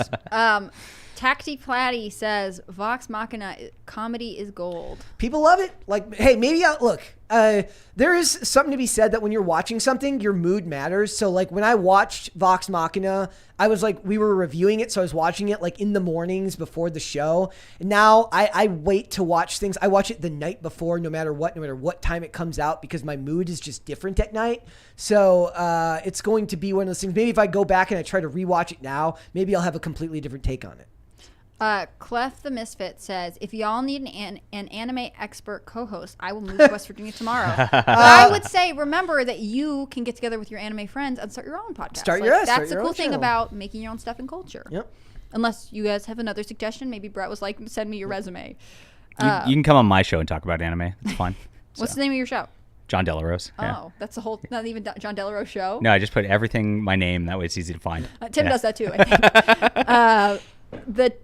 Then X says, the difference between Asuka and Ahsoka is huge. True. Yes. What is the difference? Well, Asuka is much more feminine for one, like as far as like an archetype goes. But yeah, that's where it starts. You have to get into Evangelion to learn more. Oh, okay. Yes. I will do that immediately. Right after I finish Fast and the Furious. I'm on it. Tacti says, ever watch Rough Lexon? If not, would recommend. Is that how you say that? I don't know. Lexfon? I'm sorry, I don't know. X says, place your Bretts. That's good. That's good. Goal. That's Excellent. good. Hey man, like if I ever start a company, that's gonna be the tagline. Like if I ever have my own show someday, that's just me. That's gonna be it's like start your engines, but place your Bretts. I like it. Dumbledore says, people will alter your name without your permission. John becomes Johnny. Stephanie becomes Steph. Get over it, Hannah Banana. That is all. Wow. I mean, like, that's true, That's but different also, than like... than just getting it wrong. Like, it's also like calling me the wrong name. It'd be like calling me Amy. Like, I get to correct you, and I think I don't know why this is such a, like, sticking point for everyone. I don't know why I have to, like, defend correcting people on my own name, but this is the world we live in. Doesn't seem fair. I also think it's cultural. Like, Yeah. some cultures have double names and some cultures don't. All right, one more. Okay. The last one, if I can ever find it, is, let's see. From the Quaff. The Quaff says, great show. Gotta have John Delarose con polos on again. What is the last part? So like With arroz chickens? con pollo is a Mexican dish. Are you gonna Yeah. cook for us? Is this our food show? I'm a good cook. I mean, I Okay, can. let's do it. Yeah. Kay Brady says, hey, Tim, what do you think about John's comics? Does the that ghost make of me- Tim does I not think answer. Somebody actually said, like in there, they said, why is Tim's name Brett on the screen? Apparently, am I acting like Tim today? That's funny. Am I acting like Tim Somebody today? shouted me out on IRL Yeah, the other day. like Yeah. I hit you up and I sent you a message. I was like, look, somebody like that was cool. I got 'cause like was 50 messages that night. Somebody hit you up. I'm like, oh, that's cool. That was very cool. And then Yeah. and then after that, I mentioned you on the show, and there was messages being like, yeah, I like it, because when I mentioned that we were going to have you on, people were like, yeah, it's going to be freaking awesome. So Thanks. also, there's one more there. There's two more. You're getting more and more. Awesome show. Hail JDA. Hail Comicsgate. And then that was from Dark Gift Comics Presents. Oh no, they're starting. They're definitely they're starting a hostage Drag this party. out. Let me get through this. They're starting a hostage Thanks, party Dark right Gift. now. No. See you, bro. K42X says, did Nightwing was sort of a male SLU sleeping around? I remember Starfire, Barbara Gordon, and Diana. Yeah, he did. And one of the early like SJW comic controversies was this lady Devin Grayson, who actually is from my area too. I know her. She had him get R'd by a woman, like a female villain, and then everybody lost their minds on that one. Yeah, that's harsh. That's pretty dark. That's heavy. Yeah. We are like very close to an 8th crisis party, guys. But no, Brett's, no, like, secretly, like, dragging this no, dude. We had Zernu on last week, and we had a 3-hour show because they just held us hostage. As you keep talking, forever. giving them time to do this. They held us hostage forever. Brett loves it. Brett Like, loves it. I really, I want to do this forever. I don't even want to take. I just want to sleep up here. I don't even take. You time do off. hang out up here. You used to. Yeah. Tacti Potty says Ra Zphone was an anime early 2000s. Guess not watched it. Some say similar to Neon Genesis. I would definitely recommend. X says, Hannah Claire, just tell people it's like Tammy Lynn. I guess. Is Tammy Lynn was. Oh, I'm thinking of Tammy Stitch, the pro wrestling lady who did she die or she killed someone in a car I accident? swear, double names are not that Yeah. weird. It'd be like if I told you my name was Annabelle and you kept calling me Anna. Like, But when people see Annabelle, they think of it as being like one word. it's one word. Then you should think of my name as one word. Fair enough. I'm sorry that I'm taking your whole show explaining my name. It's basically, it has been. I'm supposed to be the guest here. What the and heck? you have a double last name and no one questions it. Like, why is it when it's a double first name it's a problem, but you over there are like, yeah, it's fine. By the way, it's kind of a trip to me as somebody who followed Comicsgate very, very closely. Obviously, I'm not part of any movement because it's just I wasn't deeply connected enough to the industry to like take a side one way or the other. I wasn't collecting at the time. If anything, it would make me weird to be like super like, yeah, this, and then but I'm not actually spending any money on the industry. But like following, it's like a weird type of what would the term be? Like distant connection, like because there it is. There you go. Okay, like a You're distant filibustering for this He's waiting for it. I know. a distant connection to the industry because I followed Ethan Van Sciver and I followed Zach and I followed a lot of those YouTubers and the ones who weren't necessarily Yellow Flash and all those people who weren't necessarily part of it, but Buddy Flash. but were reviewing stuff at the time. Like it's weird to be part of like something now where people are talking about it in stream because it was just part of my like a lot of years where I was just a spectator. So yes. Very cool. Tree Goblin says, "Hi, Comicsgate." Yes, see? Hail, Comicsgate. How you doing? Let's see. Kikomon. Oh my gosh, something jumped. Kikomon says, "Will JDA and Hannah Claire go out tonight? Are we going to the clubs?" Ooh. No, that sounds like the nightmare. Are there clubs? Sounds like my Are personal. there clubs out here? I don't think that's a thing. Nope, everything's closed by 9 o'clock, just like I like it. Well, I'm trapped in a hotel and don't have dinner plans. Yes. So Oh. Well, we should go to Waffle House. That's what We should go to Waffle. Sorry, Waffle House. Let's be a little classier than that. We don't want. I don't want to be. classier than I'm from Waffle California. Okay. So what? You want to go to In-N-Out? Okay. Actually, honestly, that sounds really good right now. In-N-Out sounds great. So. Marsupial Gamer says, by the way, you all failed. Rude. The best Teen Titan is Raven. I literally brought her up. Yes. Hail, we'll never get through these comments if I keep interjecting.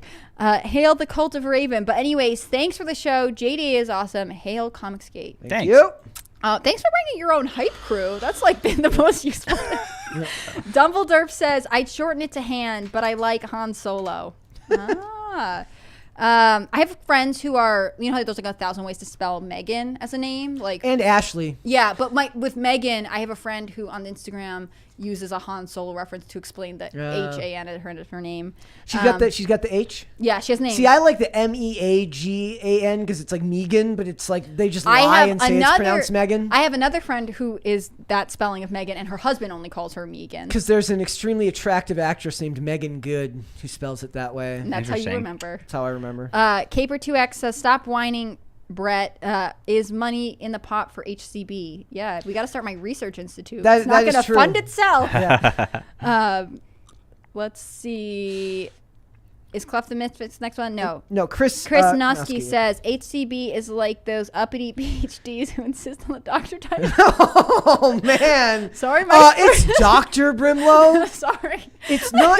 It's not Mrs. Brimlow. It's sorry. Dr. Brimlow. I feel like if gosh. anyone else is like, I'm sorry, but it's Brett, they'd be like, yeah, of course, that makes sense. So uppity for wanting people Well, to. actually, to be fair, I do make fun of people who spell Brett with one T. So I don't. But Brett with one T is kind of weird. Brett with one T is just Brent without Yeah. the extra step, and Brent is just Brett, but you sneezed when you were naming them. Harsh. Yes. Clef the Misfit says, maybe Tim will stop calling you a money-losing enterprise if we hold you hostage with super chats. Look, we are growing every single day. The channel is growing every single day. By the way, like, share, comment, subscribe to this channel. Like, we're about to hit 50K. Yeah. We're getting there closer and closer every day. Look, it takes time. Like, Also, like, you guys could make Yeah. more money if suddenly you took on a bunch of sponsors and did ads every 5 seconds. there's I mean, I got hit up for a sponsor the other day for like testosterone supplements. and you were like, no, thank you. yeah. Look, we're getting closer every day. Like, that's from what I've heard. Like, the biggest way to become profitable is when you get to ad reads and stuff like that. But for us right now, guys, look, it takes time. Like, these things don't grow. It's not like Tim shouts out the channel sometimes on IRL, but in general, we've tried to grow this channel as organically as possible. We are now releasing. There are segments coming out on the weekends. Well, and We're as a bringing reward, guests like, on Fridays. your audience really loves what Yes. you do, and I Yeah. think that's cooler than if you just had like a bunch bunch of people who subscribe but never watch. Yeah, Right? and like we have like an actually like a really kind chat. Like our chat, like I sometimes peek into the IRL episodes, like, and I look in the chat and like I am so glad our chat. I'm surprised my people have been pretty tame, to be honest. Well, and I appreciate you guys being tame for us. Like I said, I don't like the overt drama. I don't like making everything over the top. It's just we're here to talk and have fun, guys. Taxi Platty says yes, strip clubs and bowling alleys, hostage party. Yeah, we're in a hostage party. I don't right understand now, the strip clubs and bowling alley thing. Well, I guess that's your clubs here. Strip clubs okay. and bowling alleys. Maybe I was like too sheltered. I got here last night, and I'm getting driven out to this like podunk town in the middle of nowhere, and it's like and it's foggy, it's rainy. I check into a hotel, there's nobody there, nobody at the desk. It's kind of like there's like flickering lights, and I'm just like I'm in a Stephen King novel. And I'm gonna get killed. Like a dude opens the door. A dude opens a door, and a beat drop happens, and it's like a jump scare. Yeah. Taxi Platty says, HC, thank you for watching some movies. That is all. Yes, no thank problem. you, Trying to Hannah hold up my end of this bargain. And one more. And of course, I think that's a good one to end on. Kiko Man says, show me, show you, Kiko Man's fight song. Is there a fight song that you can Yeah, sing? there's a YouTube video of a Kikoman fight song, and I think it's a commercial from the 80s in Japan. Can It's you sing amazing. Can I sing it? Go for it. I'll try. Okay. Show me, show you, Kikoman, Kikoman. There we go. There you go. Marketing truly peaked in the 80s. I'm just going to say it. Dude, I love channels with just like, have you ever seen the channel on the Instagram guy who just, it's like me, it's a guy watching TV and just hits the button and then it's just old absurd commercials. And there's this one for like Lunchables and it's just a rap song.